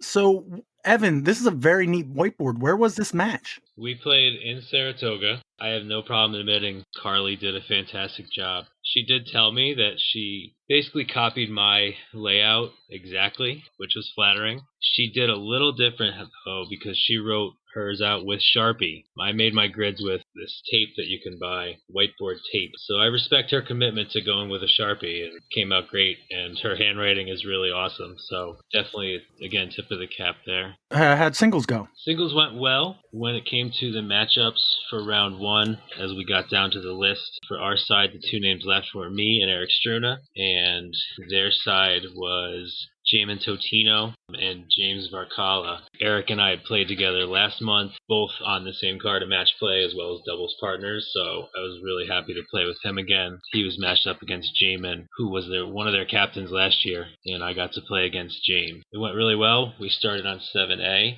James and I pushed the first 3 holes. He got one on 1B. Then we got to 2, which is the new island hole this year. I was the only one who landed in bounds and did that with my disc straddling the string that they had laid out. So I took a point back there to get even with him. Then after that, we pushed the next 2 holes, and then I went on a little bit of a run, got the next 5 in a row. So at that point, I was up 5 with 6 to play. We pushed on 1, and then when we got to 2 from the other tee, again, I landed in bounds. Everybody else was out. So I took the match down 6-4 at that point. All right. And you played with Eric Struna against not the Jaimen, but Jaimen Totino. How'd that match go? Correct. That was a good match, too. Eric got 2 quick points on him, but Jaimen got those back, and then Jaimen just kept getting points he was up 4 with 6 to play, and they pushed the next hole, and then Eric got one back, so Jaimen was up 3 with 4 to play, and I had just finished my match. But I wasn't going anywhere, and I said, listen, you're not out of this yet. It's not dormy yet. They pushed the next hole, so it was dormy, and I said, okay, you got to win the next 3 holes if you want a half point here. And all credit to Eric. He scrapped, and he got it done. He took the next 3 holes and got the half point with a very exciting finish on hole 6 at Saratoga. So proud of him for hanging in there and getting a half point for us. We came in for lunch, and fortunately we did not do as well as I would have hoped. They're a great team. They have a lot of great players. So we had 4 victories and 2 pushes. So at lunchtime, we were down 13-5. All right. Well, how was their spread? Their spread was cool. I'm kind of in the same camp as far as not eating a lot during the lunch between matches. Part of it is, getting ready for the second round and getting matchups done. I did try a little bit of some vegetarian greens and beans. So props whoever made that. That was pretty good. They had a lot of beverage options provided by one of their players. Didn't seem like there was a lot of food left, so either people were going up for seconds or, just enjoying what was out there. So I thought it was solid. Nothing, that blew me away per se, but, I may not be the one to ask, unfortunately. But you're the one we got, so. True. They did have a fire pit. There was a fire going. They used the pavilion that's over by the 5th tee. The bathrooms were locked, but they had a porta potty for us. Before we went out for round 1, Tyler gave a really nice tribute to Tim DeFranco. They poured out a round of shots and played some Wu-Tang Clan, which is extremely my jam. So that was a nice way to kind of send everybody off before we started with a tribute to Tim. Yeah, we did it on the road when they were at us. That's awesome. All right, so you're down 13-5. What's your thinking going into round 2? You got to win 7 matches? Thank you, Jaimen. I did that without thinking. We did it way quicker because 3 of us put our heads together, and it took an embarrassingly long amount of time to figure that out. But we came to the same conclusion that we needed to win 7, and we knew that was a tall order because, again, they're a really good team. Mm-hmm. They have a lot of really good players, Tyler and Tucker and Parker, and just they're pretty good. So going into doubles, we kind of had teams that we knew what we wanted to have as pairings for our side, and we would just do our best to match up with what they threw out there. As the matchups were going, they threw out a team of Jaimen and James again, and I looked at Kevin and said, I want that match. We took 1.5 points out of 2 against those guys earlier, so I really felt like we had a good chance to win that one. So that was our dubs matchup, was the same card, because sometimes when you're captain, you can kind of do that if you want to. Heck yeah. So how'd that go? That went well. We started on hole 3 this time. After 9 holes, we were tied at 2 down, which was really not anybody's idea of a hot round per se, but it was good back and forth. Both birdied on 5. And then they kind of started getting away on us. They got a birdie on 8 and again on 1A, which we should have birdied, but pretty big mental mistake on my part, trying to just tap in a quick putt when they were out and missing it. And then Eric had to come over and try to tap it in because it wasn't even our turn, and he missed it, and I put that on me. So coming to the last hole, they were up 2 strokes where it could have maybe been 1 stroke. And we're back to hole 2, which is the island once again. Eric had kind of convinced himself that we were out of it, and I didn't really have it in me to argue, so we all teed off. Once again, I was the only disc inbounds, so I knew they were putting from the drop zone, and I thought if they miss this putt, both of them, they've got comebackers for bogey, and we're inbounds. They both missed those drop zone putts. Again, I didn't really tell Eric that the match was kind of on the line. I let him putt. I didn't think the pressure was necessary at that point. He gave it a good run and just barely missed, and I stepped up probably 18 feet and knocked that one down to tie it up and send us to a playoff, which was pretty exciting. We pushed on the first playoff hole, which was 3. Then we went to 4. Bunch of good drives. They were a little further out. They both had 2 good approaches. We were 100 feet away. My good friend Eric Stern threw it in for birdie for an exciting finish to take it down for us and get the 2 points there. That was a pretty sweet way to finish that match. When you're talking about that they were OB, you were making your putt for birdie to come back from 2 strokes, right? Just to clarify. Exactly. We were down 2, and I kind of figured if they miss the drop zone putts for par, and we can make our birdie putt, then we can tie this thing up. But I didn't really say that too much because I didn't want to use the mental energy to explain it at the moment. I said, let's just see what happens. it worked out well. So that was a wise choice. Yeah. Again, such a strong team. We only got, just 2 doubles victories. Dan Perry and Tim Martino had the other win for us. A couple close doubles matches. Our ladies' card was only 1 stroke off, but ultimately they took the day 27-9, which, looking at last year's board, we got 1 more point against them than we did last year. So a minor improvement, but not nearly the upset that I might have hoped for. Well, you got 3 of your team's 9 points. I'm just saying. Thank you for pointing that out, Pat. I didn't want to say it. Thank you. That's my job. So they got the 7 matches in round 2 that you needed. Who do you guys got next? So next month, we had our unscheduled match this year with CPS, and both of us had buys in December. So we have mutually agreed to play that unscheduled match next month on the second Saturday, right in line with the schedule. So we'll be hosting Central Park next month. Nice. All right. So our last matchup of the night had 40% of the vote, the most likely to be upset. 13 people, including John JP, not Josh Hafner, Chris Dahl, Kathleen Bemis, Kristen McDonald, Miguel Thomas, Savannah Burke, Sean Patrick, Winter Thorne Canellis, Brandon Klein, Jacqueline Kirkpatrick, Caitlin Clay, the Commish, Brianna Strathenke, and Ryan Clare all thought that Burbine would beat Mindkill. Randy, what were your thoughts going in? Well, going in, just looking at the roster ratings wise, they had kind of a different team setup than us. They had a good pool of higher rated players, and then there was kind of just a divide in the middle. They don't really have like a midfield. They more just have like upper end players and lower end players. So going into matchups, we just had to be strategic with who we put against who. Kind of, if it was worst case, it would have been like a tie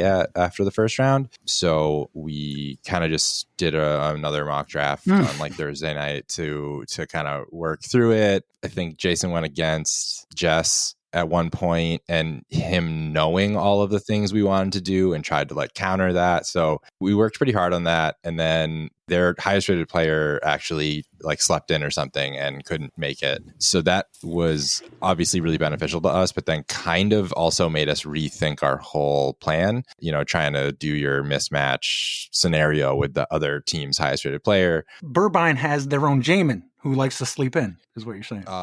Yes, but their version lives 3 hours away, so sleeping in a little bit is a no-go. Yeah, the Beasts drafted, I think, 4 players from Connecticut. So, the team that is probably the furthest from Connecticut has a large pool of Connecticut players. So, yeah, one of them messed up and just decided not to come because it would be so late at that point. Wait, I thought the guy that didn't show up was from Syracuse. Jake Peters? I thought someone said that he was a Connecticut guy. He's a Syracuse guy. Yeah, know your out-of-towners, Randy. Okay, well then, Mindkill is very far away, at least. Yeah, it doesn't change the premise of it, but he's a Syracuse guy. Oh, cool. All right. Well, Sorry. anyways. He should have driven. That's not that far. But yeah, so we pivoted on that, and matchups pretty much went our way across the board. We were teetering on, do we go for like high percentage wins or go for like a lot of more evenly rated stuff? And we kind of favored the more evenly rated stuff, and it worked out. Oh yeah, and they took a penalty, unfortunately, for Jake Peters not being there. So yeah, we went like 13.5 to 4 in the morning. Is that the Mikey Y thing down at the bottom? Yeah, he played Mike against White. no one. He just played for fun, and got a half a point for it. So I think he's the real winner. Jaimen, Randy kind of alluded to it. If like their best player doesn't show up, you've got this plan for like this guy, and then what do you do? Like, what would your first thought be? It certainly lets you relax a little bit. That kind of happened with Rhode Island. They had made a bunch of roster moves and didn't like actually mention all of them. So I hadn't gone through and checked that every single person who was on their original roster was still on the roster that they were using, because it was the first match of the year. So why would they change it that much anyways, kind of thing. And one of the people that they took off their roster was their highest rated player. And so like halfway through matchups, they threw out a player that I didn't know about. And I realized that I hadn't cross-checked everything a second time. And yeah. So basically, I don't know. That's a shitty way to say no. It just makes you a little bit more relaxed. All right. It just made us like rethink, because we were really focused on their top like 4 or 5 guys, because then we kind of had the ratings offset for the rest of their team, and we really just wanted like specific matchups for their top guys. And then so yeah, really it was just a weight lifted off us, but we kind of pivoted a little bit. Miguel is their second highest rated guy. And on a short layout, Miguel's extremely good. So we were trying to get one of our best players against Miguel, but then we ended up getting our like wild card, like second to the bottom guy against Miguel. And they ended up pushing, which was, almost the best case for that. Yeah, Miguel has unfortunately got like pneumonia or something and just wasn't having a great day. He probably should have laid down or something instead of coming out to play Mindkill, but it is what it is. He should have Jake Petered it. He maybe should have just slept in, but it looked like he had a blast anyways. So that's what we're here for, I guess. So what about your round? Who'd you play? So I played against AT, and I was also thinking like, I'm rated higher than him, but it's a short layout. My advantage kind of goes out the window on the green to green layout. And like lucky for me, AT's putts were just a hair off. He could have very easily taken a lot of holes on me with like 50-foot putts that were hitting metal, but just not going in. So I kind of got up on him early just in that scenario and coasted in. I think I won 6-4. Yeah, I don't know. Not too much crazy stuff to talk about that. The only thing for me, I put a berg in my bag, which I never thought I would do. But I've been playing a lot more windy matches lately and wanting like a slower putter to throw in the wind. So I added the berg in and it worked out great. And I think I had one throw in from like 90-ish feet. With a berg? Yeah. Wow. Was it a Heldeberg? It wasn't. I bought a glow one, kind of to double as like an upshot disc for glow rounds. So pretty happy with that purchase. Jaimen, when you wiped the sleep out of your eyes, how was your round?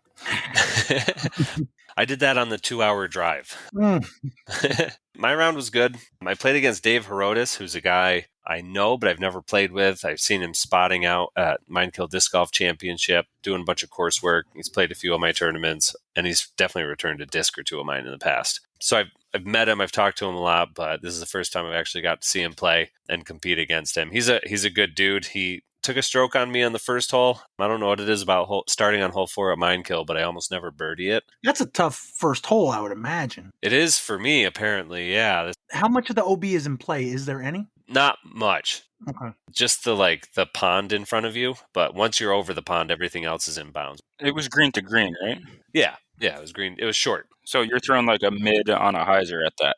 Oh, okay. I was thinking orange to green, but okay. Yeah, no. Yeah, no. You're staring at the basket. Yeah. Yeah, you just have to throw a mid-range on a hyzer, and you have to aim it right. And if it's my first throw of the day, I just throw it straight at the basket like a dummy. And correct me if I'm wrong, if you went long, that's not OB normally. That's just rough to get out of, right? Right. Like even at the Mindkill Championship, that's not OB. It's just, not ideal. Yep. Long and right is inbounds. At the A tier, long and left is out of bounds. Yeah. So he took one on me there. Then I kind of got it going and didn't give up for the rest of the round and just played pretty strong. I was also battling a head cold, so I kind of was pushing a little harder to wrap stuff up quickly so I could get back to lunch and sit down and breathe.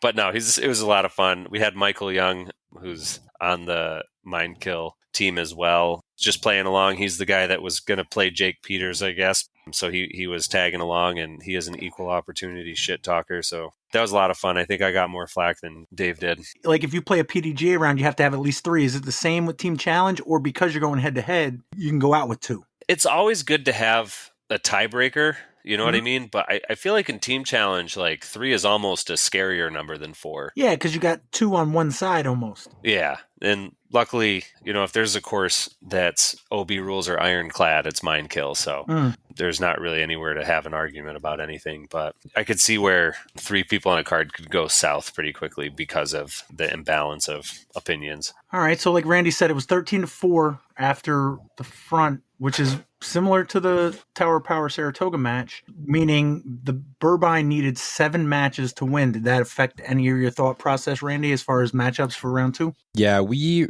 reshuffled a couple of our groups to just kind of front load a few, like just make a few unbeatable groups because, we really only needed 2 to win or, 2 sets to win at that point. So we loaded up a couple, and we also agreed to do triples because we had someone that was already planning to leave at lunch. So that worked out. So it was equal teams in the afternoon, but it was an odd number. So we agreed to do a triples matchup, which they threw out first. So we were able to kind of decide who you're going to put against that because triples is worth 3 in that case. So it's a really important matchup. to kind of like lock it down. Especially if you're only looking to get 5 points, right? Exactly. That was one where we just loaded up our triples plan. So whatever they threw at us didn't really matter. We were going to have a strong group, and I'm just bragging because I'm in that group at this point.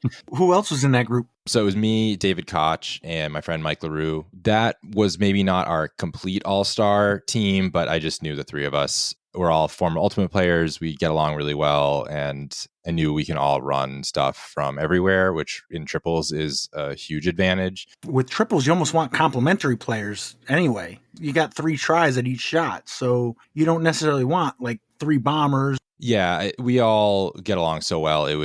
I just knew the vibe was going to be good, and I knew all of us were comfortable running stuff from everywhere. We just wanted to have a good time, honestly. But also, I was, I guess, the designated bomber for the round, which worked out. And I think Mike made all but like 2 of our putts for us, so it worked out great. I think Koch made 1 putt the whole round. He only got the opportunity to putt like 3 times, so it went pretty well. And who'd you play with, Jaimen? I played with Peter Hodge again. He made most of the putts. I don't know what it is about playing with him, but I am incapable of making putts when we play together. I made a bunch of them first round, but then second round, I just didn't make many, if any, putts. My drives were working for the most part. Again, I was sick, so towards the end of the round, I was really just making stupid mistakes, trying a little too hard, that kind of stuff. But it was enough to seal the win with a few holes left. So I think the last couple holes were just kind of coasting out. And that one you can't finish early, so you're kind of stuck for all 18 holes. So yeah, and we started on 1, so we finished on 18. So you're going up 16, 17, and 18. So it's just really dogging it. You didn't even mention Resolution Hill. I mean, that's not far behind there. So yeah. I don't know if I've ever said this on the podcast before, but one of my goals on Resolution Hill, even when I'm in shape and feeling good, is to throw farther than at least 2 people. I don't have to be the farthest person up the hill, but I don't want to be the closest person to the tee or the second closest person. So I can kind of cheat up a little bit on that right-hand side in the woods and just kind of get up to the level of my disc and then catch my breath while a couple other people throw. I think that is a valid strategy for tackling that hole, because throwing out of breath is way harder. When I first looked at this, it looked like 55. Is that a 53 you guys shot? Yes. Okay, so you won by 3 strokes. You had said they kind of coasted, and I'm like, whoa, you maybe coasted too much. But no, you got them by 3 strokes. Okay. And it looks like you guys got all but one of the doubles matches, so 13.5 to 4 for the 28.5 to 6. Who do you guys got next? Or you guys got a bye week? I don't know. Who has the bye week this month, December? I think a few teams have December as their bye month, including us. So we'll have our unscheduled match hopefully in 2 weeks, and then we'll have December off. All right. And Adam Gill aced, right? Oh, yeah. I'll give a few highlights from that round. Yeah. Adam Gill aced hole 15 green to green, which is 300 feet and a low ceiling at the basket. So he must have just sent a forehand up in there. Those of you that don't know, Adam Gill's got a 500-foot forehand, and it's possible to kind of spike something there, right? If you go big enough left side. I didn't talk to him about it. He could have done a spike, but I bet he just did more of a Firebird. Yeah.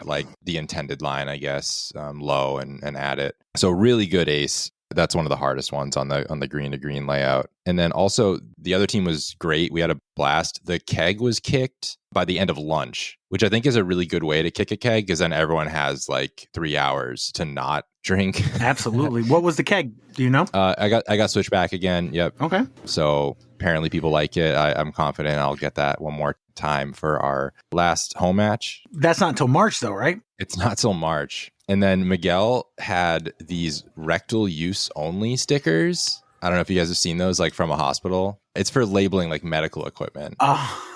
And so I didn't even realize there's one on the top corner of the board if you're looking at the whiteboard picture. And there was also one on the tap handle as well. So he found some good spots to stick those. So I just wanted to go over the standings real quick as far as picks. Evan, you're 2-2. You only got half of them. Yeah. Well, I went on a limb. Yeah, it's fair. I didn't want to pick against us, but I knew it was a tall order. Alex, 5-3. He's in 6th place. Randy and Caitlin are tied in 4th place at 6-2. Jaimen and Jason, they're one person anyway, but they're tied for second at 7-1. And your current New York Team Challenge pick leader at 8-0, Corey Cook. Yee. Found my calling finally. We'll see. It's only gonna get tougher. I just got to be a little more alert on those matches that happen in the in-between weeks. Does anybody want to do a quiz? I would pass. I would lean towards pass. I'm good to go. I can do one. Yeah, I have time. Yeah, same. Anybody other than Corey got a pass? Oh, fuck. Do it. That's all right. Corey was just busy sitting on a boat for an entire week. I'm sure he's real tired. I'll do it. I'm kidding. All right. Normally, Corey, I would ask you who you want as your partner, but we got a new player here. So, Jacob, who do you want as a partner? Oh, man. I don't know. I feel like there's a lot of categories about, I don't know, animals or birds or something like that. So I'm trying to decide. Oh, there's an obvious pick for that one. Yeah, I was thinking Randy because I know the birds, obviously, but like I don't know. This is just me spitballing. Yeah, I'll go Randy. I mean, Evan carried me. All right, fine. I'll go Randy. No. Smart move. So we got Jacob and Randy, because Jacob assumes that I haven't done all the birds already. Okay. There's so many bird discs, though. That's true. It's got to come back around eventually. Yeah, absolutely. Who you got, Corey? I'm gonna go with that guy that played in that Disney movie where they were basketball players as leprechauns. Oh my god. Luck of the Irish, I think it was. The Luck of the Irish, yeah. I'm picking Evan Parsley. Go. Myself and Jaimen, huh? Let's see what we can do, JP. Yeah, we got this. Wow, that movie came out in 2001. Randy, were you expecting a Luck of the Irish reference? The second you said it, like you started to say it, I was like, oh my god, you're comparing him to the leprechaun from Luck of the Irish, which is kind of messed up, but whatever. I thought you were doing a bad job of describing Space Jam. There wasn't our basketball movie. I'm going with Evan. Since they got last pick, they get to go first. The Jaimen, because Jaimen, I will always nominate Jaimen for you. Would you like category 1 or category 2? What are you feeling, Jaimen? Let's go with 1. Sure. All right. Question 1, category 1. What word can mean to distort or the threads running lengthwise on a loom? What word can mean to distort or the threads running lengthwise on a loom? Distort. Do you know anything about looms? No. Same. This question has been had before, and I didn't get it last time either, I don't To think. distort. What word can mean to distort or the threads running lengthwise on a loom? So distort means to obscure. My mind goes to twist, but I don't know that that would describe a thread. Well, it kind of does. I don't think it's right, but it's like better guess than I've got. Man, I know we've had this one before. Running Twist. lengthwise on a loom. I do like that as an answer, though. I can't think of anything else. I can't think of anything better. Yeah. No, I think you're right. Going with twist? Yeah, I guess. Yeah, I can't think of anything else. What do you got, Corey and Evan? What word can mean to distort or the threads running lengthwise on a loom? I don't know what a loom is, but when he first said threads, I thought he meant like threads in a screw. No, a loom is like a large tool used to weave fabric. I'm really drawing a blank. Pat, what did your wife say? I didn't ask her this one. I don't know. Scramble. Distort, threads, lengthwise, loom. I guess I'll go. I would say scramble. You guys good? Yeah. Yeah, sure. What do you got, Jacob and Randy? Could you read it one more time? What word can mean to distort or the threads running lengthwise on a loom? What do you got? So we did have this question. I know I got it wrong. Someone criticized me for getting it wrong because I'm supposed to know about textiles being from Massachusetts. and I still can't remember. I want to say it was like a category that was very like sciencey, like MVP. I think the only word jumping out at me is warp. Yeah. I was thinking of just like, I don't know, like for like thread or whatever, or yarn, you kind of spool it, or what I thought was spin it, which I know spin is a disc by MVP. I don't know if it's like, distort or like to spin something a different way. I don't know if that's a stretch, but This is the worst way to know an answer, but none of those ring a bell from the last time we got it. yeah. I want to go with warp. Okay. I think that fits a distort more. So Yeah. You guys good? Yep. Is the warp a disc? Oh, Wow. good call. Good call. Is the warp a disc? I bet. Okay, I hate doing the meta game, but if he's bringing it back, it probably is a disc. That's a good call. You were saying MVP stuff, maybe. I know I don't recognize it as an MVP disc, but yeah, if it's maybe something new. Yeah, I want to go yes, just because he's re-asking it, and if we get burned, then I'll have no trust in Pat. Yeah, it's question 1 and a steal. We're already ahead. Yeah, let's go with it. Yeah. Let's go yes. The NSH16 Warp Noob Simhouse Custom Discs, Those are the worst discs ever. October 28th, 2024. Nice job. Nice. From episode 234, August 2nd, 2024. Question 3, category 2. What word can mean to distort or the threads running lengthwise on a loom? Ooh, a loon sounds like a musical instrument, right? Or is that wrong? No, it's like what you like make a blanket on, or like you make fabric on. That might be a Jason question. Probably has one in his barn from Greg Kurtz. To distort, or the threads running vertically on a loom. Shoot. What are words for distort? You ain't got nothing, Randy? I'm trying to like keep it in the realm of Star Trek, and that's not helping me. I don't know. So like, I'm thinking about looms, which is weird. But you like send the thread across with like a shuttle, and that's not helping me because shuttle is not the right word. Well, you are from Massachusetts. Isn't that where that whole industry began? Oh yeah, that's like where all the money in Boston came from. Textiles, which is also not the answer. I don't know. Screw. I got nothing. No, this is really bad. My vote is nothing. That's my answer. Just like don't give them anything. Or the word nothing. I'm fine with both. Distorters. Yeah, distorters, Pat. What do you got? I was thinking, it could be warp? Warp was on my mind too, yeah. Oh, I like it. It only really works for the first bit because I don't know anything about looms, but I don't warp either. was definitely in my head. Just thinking because it kind of ties into Star Trek, right? Yeah, it was Star Trek and distort. That was my whole thought process. Yeah, I don't think any of us know anything about looms, so I think any answer we pull out of thin air could make sense with a loom. So I think we go with that. I like warp. Is the warp a disc? Fuck! I was trying to think of it. All I could think of was light speed. I couldn't think of warp speed. Yep. Damn it. Is the warp a disc? It's not an MVP disc. Sounds like a good disc name, and I've been wrong every single time with this name, so I kind of want to say no. But we've also had 2 no's already, so. Yeah, we got to get one eventually, right? But like, if we zig when he zags, is that? Yeah.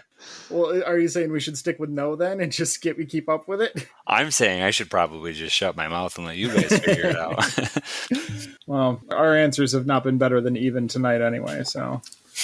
Warp. I'm gonna go with no because you don't want your discs to warp. What do you think, Jaimen? Don't ask me. I don't know. See, I was kind of leaning towards yeah, but Okay, I'm gonna say yes. All right, let's go yes then. Jason, you agree with them? yeah. I'm sorry, no.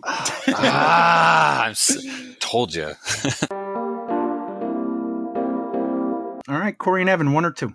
Pick it, JP. Wait, no, I've been Steve. I can pick for you if you want.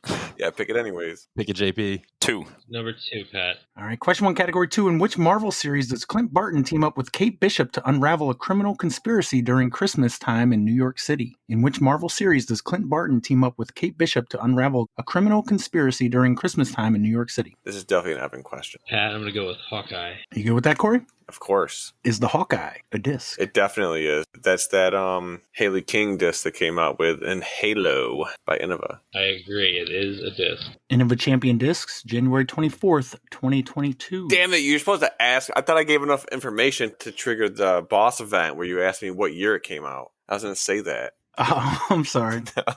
But Evan, my wife, did get both of those, right? Because that was category 2 from last week that we didn't use. Keep those Marvel questions coming. Jacob and Randy, 1 or 2. Jacob, are you a Marvel fan? Passingly so, sure. That doesn't sound good. I've watched a lot of the movies, but I've not read the comics or anything. Maybe we dip into 2, see if we can steal away a Marvel question from Evan. Sounds good to me. All right, question 2, category 2. What skilled army job may have been named for a bird because soldiers tested their rifle accuracy by shooting them? What skilled army job may have been named for a bird because soldiers tested their rifle accuracy by shooting them? Cashing in on that bird knowledge here. No pressure, Randy. An army job. Nothing's really coming to me. Yeah, I don't know if I'm following the question properly. So it's an army job. What skilled army job may have been named for a bird because soldiers tested their rifle accuracy by shooting them? Is it bullseye? No, that's not an army job. I don't. I mean, testing accuracy, I don't know. Like, Oh my God. Wait, is it sniper? Because Yeah. a snipe is a type of bird. Oh my that's God. what I was getting to. I never connected the word snipe and sniper together. Is snipe actually a bird, or is that like Okay, yeah, a snipe is a real bird, but then it's like also a a real made fake up bird? animal for people to go find. Yeah. And then it was also in Up. So Oh, I well, like it. then there you go. it's like a mythical creature that's actually a real bird. Anyways, yeah, sniper? Works for me. Is the sniper a disc? That sounds like such a good disc name. Yeah. I think we gotta go yes. Yeah, let's send it. You guys good? Yep. Mhm. Ching Sports, September 5th. Corey, what year? 1985, Pat. 1998. Not Oh, too yeah, shabby. it's pretty good. Wasn't that far off. Yeah, exactly. Back to the top. J-Men, 1 or 2? I'm going to let you choose this one. I just want to say I hate how Evan's strategy of choosing Randy for animals worked. Jacob. It was Jacob. Jacob. Oh, boo. Names. Why don't we go 1 again? All right. All right. Question 2, category 1. What TV show's 2001 debut, set exactly 150 years in the future, introduced Starship Captain Jonathan Archer, played by Scott Bakula? What TV show's 2001 debut, set exactly 150 years in the future, introduced Starship Captain Jonathan Archer, played by Scott Bakula? I just want to say I was 1, but it feels like a Star Trek. I'm pretty sure Captain Archer was the name of a Star Trek captain.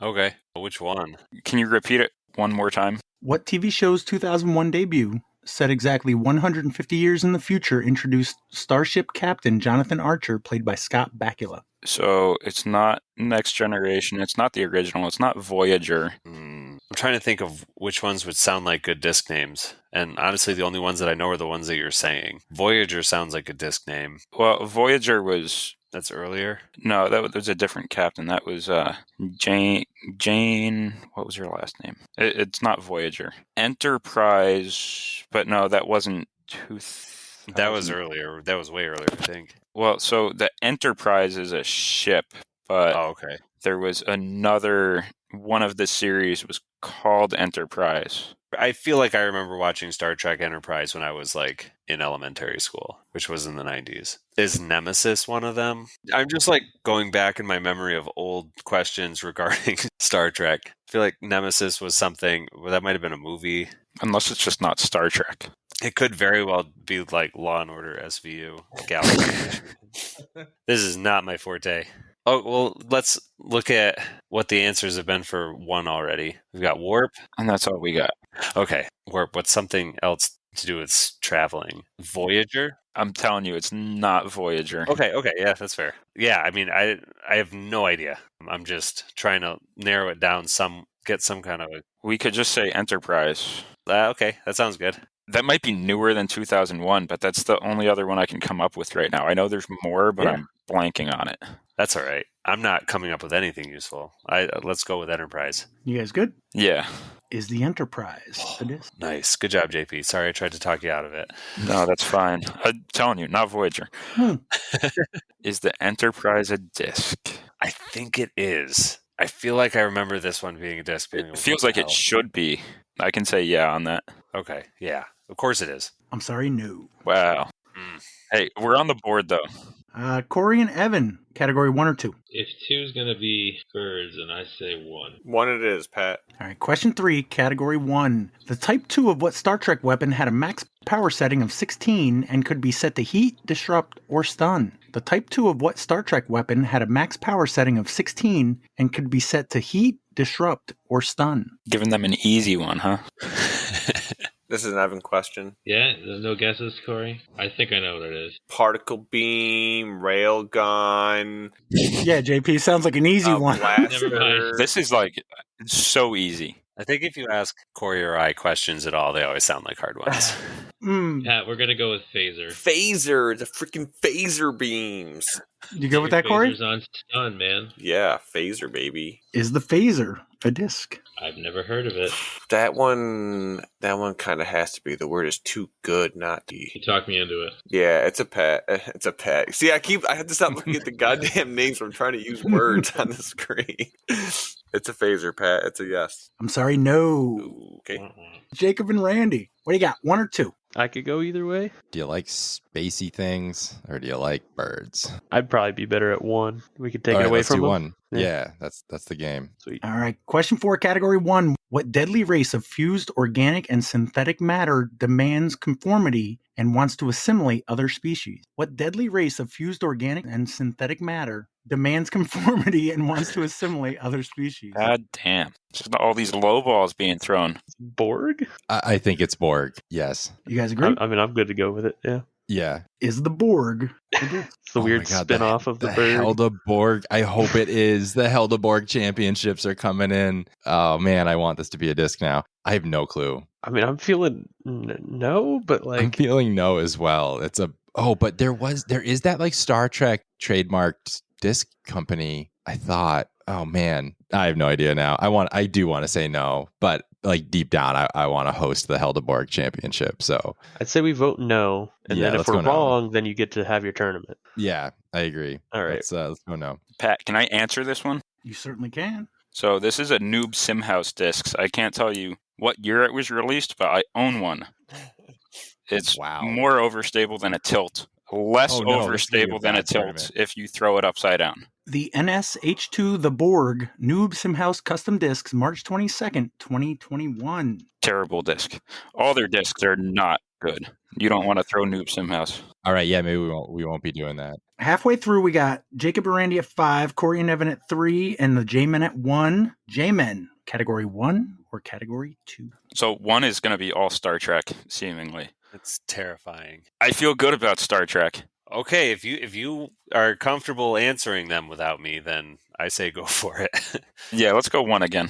All right. Question 5, category 1. What branch of philosophy deals with the rules of correct reasoning in the form of argument? What branch of philosophy deals with the rules of correct reasoning in the form of argument? Well, there's logic, and that is a disc. So, Jaimen, do you trust me? And logic falls in line with Star Trek because you have Spock, who's a Vulcan, and they deal with logic. I think that's a little bit of a stretch, but if you think it's... This has all been Star Trek so far. Logic. Lock it in. Okay. Okay, Game. Yep. Is the logic a disc? Discmania. Nice. What year? So it's the new line. I want to say like 2022. Jaimen, do you agree? I'm going to say 2019. 2021. Ugh. And by Price is Right rules, Jaimen wins. No. Corey and Evan, category 1 or category 2? You picked this time, Corey. I'm probably not going to be any help with either of them. However, have you known these Star Trek questions? Yeah, for the most part. Okay, then I think we should get the point there then. All right. Category 1, Pat. All right, final question, category 1. What verb for one set of gears meshing with another set comes from the Old French for pledge? What verb for one set of gears meshing with another set comes from the Old French for pledge? What do you know about gears, Corey? I would have used the word mesh, but he already used it in the question. One set of gears meshing with another set of gears. Verb. Synchronize? The French word for pledge. That part, I don't know, friend. I don't know. I'm drawing a blank. I don't see the Star Trek connection. Yeah, the only thing I can think of is when one set of gears meshes with another, and it's a verb. Isn't that what happens when you let off the clutch? Yeah, because usually a transmission has a synchro on the gear so that they kind of mesh well. Yeah, I don't know. I'm not going to be able to talk myself how to synchronize. It's the only thing I can come up with. All right, go for it. You want to synchronize? Yeah. What do you got, Jacob and Randy? Ah, fuck. I have absolutely nothing. Yeah. Basically. Thinking like the sets joined together. I don't know. Join is, geez, I have no clue. I'm trying to think of a French word that makes sense for this, and I don't know. I've forgotten that French even exists. Just trying to think about it. Yeah. Isn't Glen Falls basically French Canada? I wrote accoutrement down. Accoutrement. Yeah, I wrote that down. I don't think that's it. Pledge. What are some synonyms for pledge? Like commit. That's kind of where I was going with join too, but like Yeah. Vow. I like that better as a disc name. Yeah. It's also supposed to be Star Trek themed. Oh, yeah, that's true. Jamin, I know this. Okay. I feel like there's some, I don't know, do they make some sort of pledge to, I don't know. In Star Trek? Yeah, I have in no Star Trek idea. for the, to join the crew or I'd say we go vow if anything, but. I think I'm good with that. All right, yeah, we'll go vow. What do you got, J-Man? So just a little engineering here. When things go together, they mate together. So gears mate together. And then Star Trek, you would have a first mate or mates on your ship. So I think it's mate. Okay. I like it. I don't know. The one that came to my mind was accord, and I don't know why. So mate sounds good. It doesn't sound French, but... Well, so can you just repeat the question again? What verb for one set of gears meshing with another set comes from the Old French for pledge? So to pledge to... I really want to say mate. I have no reason to second guess you. I just wanted to say that I had a thought as well. Let's go with mate. All right, I like it. You guys go with mate? All right. Well, apparently none of you guys know Jean-Luc Picard, who used to tell his first mate or whatever to engage. Engage. Oh. That seems so obvious. Yeah. Is that a diss? Damn, I thought I had that one. That's all right. So that was Corey and Evan's original question. So Jacob and Randy, question 3, category 2. What title character joins Snow White against her evil stepmother, Queen Ravina, in a 2012 film? What title character joins Snow White against her evil stepmother, Queen Ravina, in a 2012 film? The Huntsman? Well, wait, against, I guess who's the her? I don't know. What title character joins Snow White against her evil stepmother, Queen Ravina, in a 2012 film? Oh, wait, Cinderella. Yeah, I was thinking Cinderella. I don't even know what movie I'm thinking of. I like Huntsman as a disc name over Cinderella, though, but I don't know. Gosh, this is definitely something Amanda might know. Snow White's the prettiest. Who's the prettiest lady of them all, right? That's that story. The mirror, magic mirror on the wall. Yeah. All right. I'm pretty sure it's Huntsman, played by Chris Hemsworth. Okay. This is vaguely ringing a bell, so yeah, let's send it. Yeah. You guys good? Yeah. Yep. Is the Huntsman a disc? Sure sounds like a West Side name. I kind of like it. I don't know if it's West Side. Like, I don't recognize it, but... Yeah, I haven't heard of it. Maybe we go no? I'm feeling yes. I don't know why. Right. It seems a good name, but... I agree. Yeah, let's go yes. You guys agree? Yep. Fourth Circle Discs, March 10th, 2021. All right, final round. J-Men, question 4, category 2. Timothy Oliphant of Deadwood went bald and dodged bullets while playing what title trade in a 2007 film? Timothy Oliphant of Deadwood went bald and dodged bullets while playing what title trade in a 2007 film? I got nothing here, Jamin. I have not even been in the same room as any of these questions. I'm sorry, man. What title trade? Movies, TV shows, parts of the loom, common blind spots in my knowledge. Shit. 2000s. Can we hear the question one more time? Timothy Oliphant of Deadwood went bald and dodged bullets while playing what title trade in a 2007 film? 2007 trade. I haven't the faintest idea. The salesman, the lawyer, the salesman, the judge. I don't know. Ooh, I like judge. It's a career. Let's go with it. Sure. Agree? What do you got, Corey and Evan? Hitman. Evan, do you agree? I like it. Bald guy, trade, 2007's pop culture. Like the video game? Yeah. That sounds about the time that they came out with that movie. It matches the category. Yep. Hitman, Pat. Hitman. Is the Hitman? And it was a fourth question in the group. I think. If we're going based off the Star Trek questions, the difficulty doesn't always get harder as we go. You're right. The first one was hands down the hardest. By points wise, it went 2 points, 1 point, 1 point, 1 point, 2 points, no point. So I feel pretty good about that round. Is the Hitman a disc?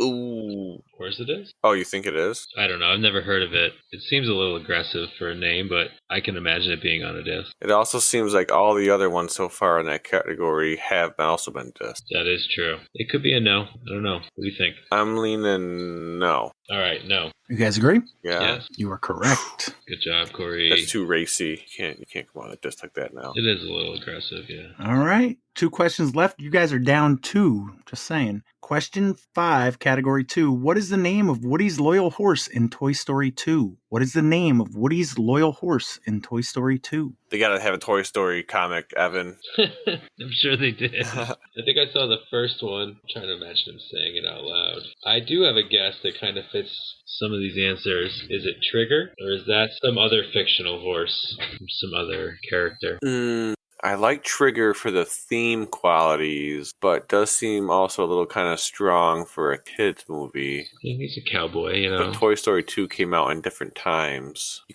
couldn't make that movie now. Trigger, I like it. Don't fight it. Yeah, seems good enough. I say Trigger. You guys agree? Yeah. Yeah, What do you got, Jacob and Randy? didn't like it that much though. It's Bullseye. Yep, that's what I got written down. Cool. Written down where? In your Google search history? You guys agree? Yes. Yeah. Is the Bullseye a disc? Also sounds like a great name. That's just gotta be, right? I'm good with it. Yeah. Yeah, let's go with it. Hero Discs, December 14th, 2020. The Hero Bullseye recent. putt and approach. All right, final question. This is essentially your victory lap, Jacob and Randy. In the Marines, happy birthday, by the way, what rating for a rifleman is below expert but above marksman? In the Marines, what rating for a rifleman is below expert but above marksman? You don't know your rifleman rating categories? I have a cousin that is a Marine, and that's the closest about anything I know. Marksman and expert. I don't know. I don't know. I'm just trying to think of generic military, like, I don't know, like gunner or, I don't know. I don't have anything really. Sharpshooter, Ooh, maybe? that's something. I like that. Let's go with that. Okay. Yeah. You guys good? Yep. Is the Sharpshooter a disc? Nice. Let's go.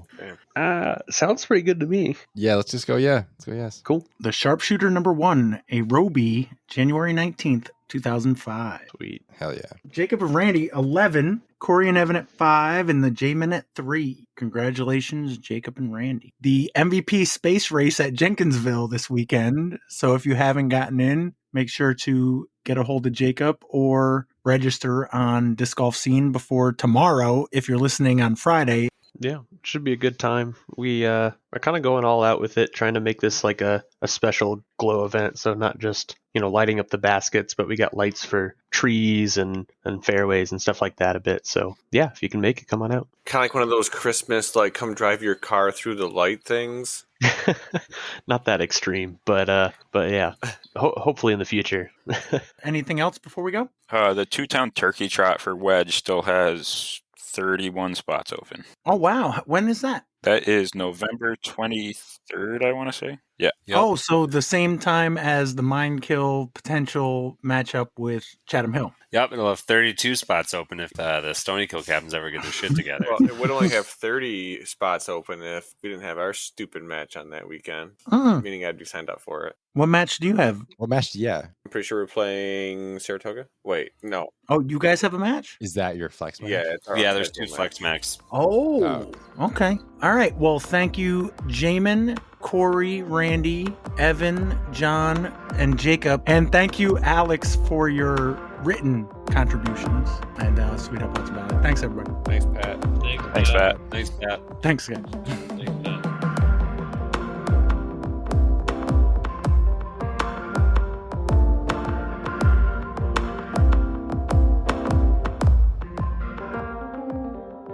I have a weird Texas story. I don't know if it'll make the cut because it's kind of weird, but I forgot. Yeah, you had your Texas trip. What do you got? yeah, Oh, I thought you said taxes. Like you were like no. eating them or something. If he's hiding his taxes, I'll delete it definitely. But go ahead. Well, I got down there and met my buddy Ben Vondrak, and the best course in the area, Green J Park, which it's fantastic. Short tees, long tees. Some have alternative tees. Tough holes, a lot of different shot shapes. The rough is rough. The only issue is, so the day I flew in was my second time playing that course. I'd heard stories about all these strange men who walk around the course and they exchange services with each other throughout the course. They park on one side of the parking lot and all the disc golfers park on the other side, and there's like a mutual understanding. I'd never seen anything though, so I didn't quite believe it. I just saw these weird guys walking around. Some would go like one way, some would go another way, and they'd meet up throughout the course, is what I was told. So Saturday, before I'm flying back, we go to play another round. And Ben drives into the parking lot, backs into his spot, and out comes this guy around the front of his truck, completely naked. And Ben lays on the horn for a couple minutes, not exaggerating. Guy gets back in his truck, doesn't leave though. So Ben calls the cops. The rest of the guys we're going to meet up to play with show up. So we're talking to them in the parking lot. There's about 7 cars here for these specific activities. So the cops show up, and immediately 5 of these 7 cars start to leave the parking lot. Everyone starts getting out of there. And we point out the one, at least. And the cops pulled over a couple people. They started talking to him. A couple of the cops walked out into the fields, tried to wrangle the rest of them. And long story short, so the cops have been called before to this location because people have seen stuff. People don't feel safe there. Some weird stuff has happened to disc golfers, like in terms of people following them. And the cops really haven't done anything before. But they kicked these people out for now. So this is McAllen, Texas. Hopefully the city puts up cameras. The head of the club down there, Leo De La Rosa, has, I think, been in contact with the city of McAllen, and they're going to put up like a tower with cameras and audio. So hopefully that situation gets better and the city does something about it. But it was quite the experience before my round on Saturday. I certainly was not expecting to see that at a disc golf course. It was a good round, but definitely a little weird showing up there. Was that when you learned that everything really is bigger in Texas? Well, no. The guy was doing something with his hand, but I didn't look that close to find out, Corey. Oh. So Texas has its own tower of power? Oh, yeah. Yeah, definitely odd.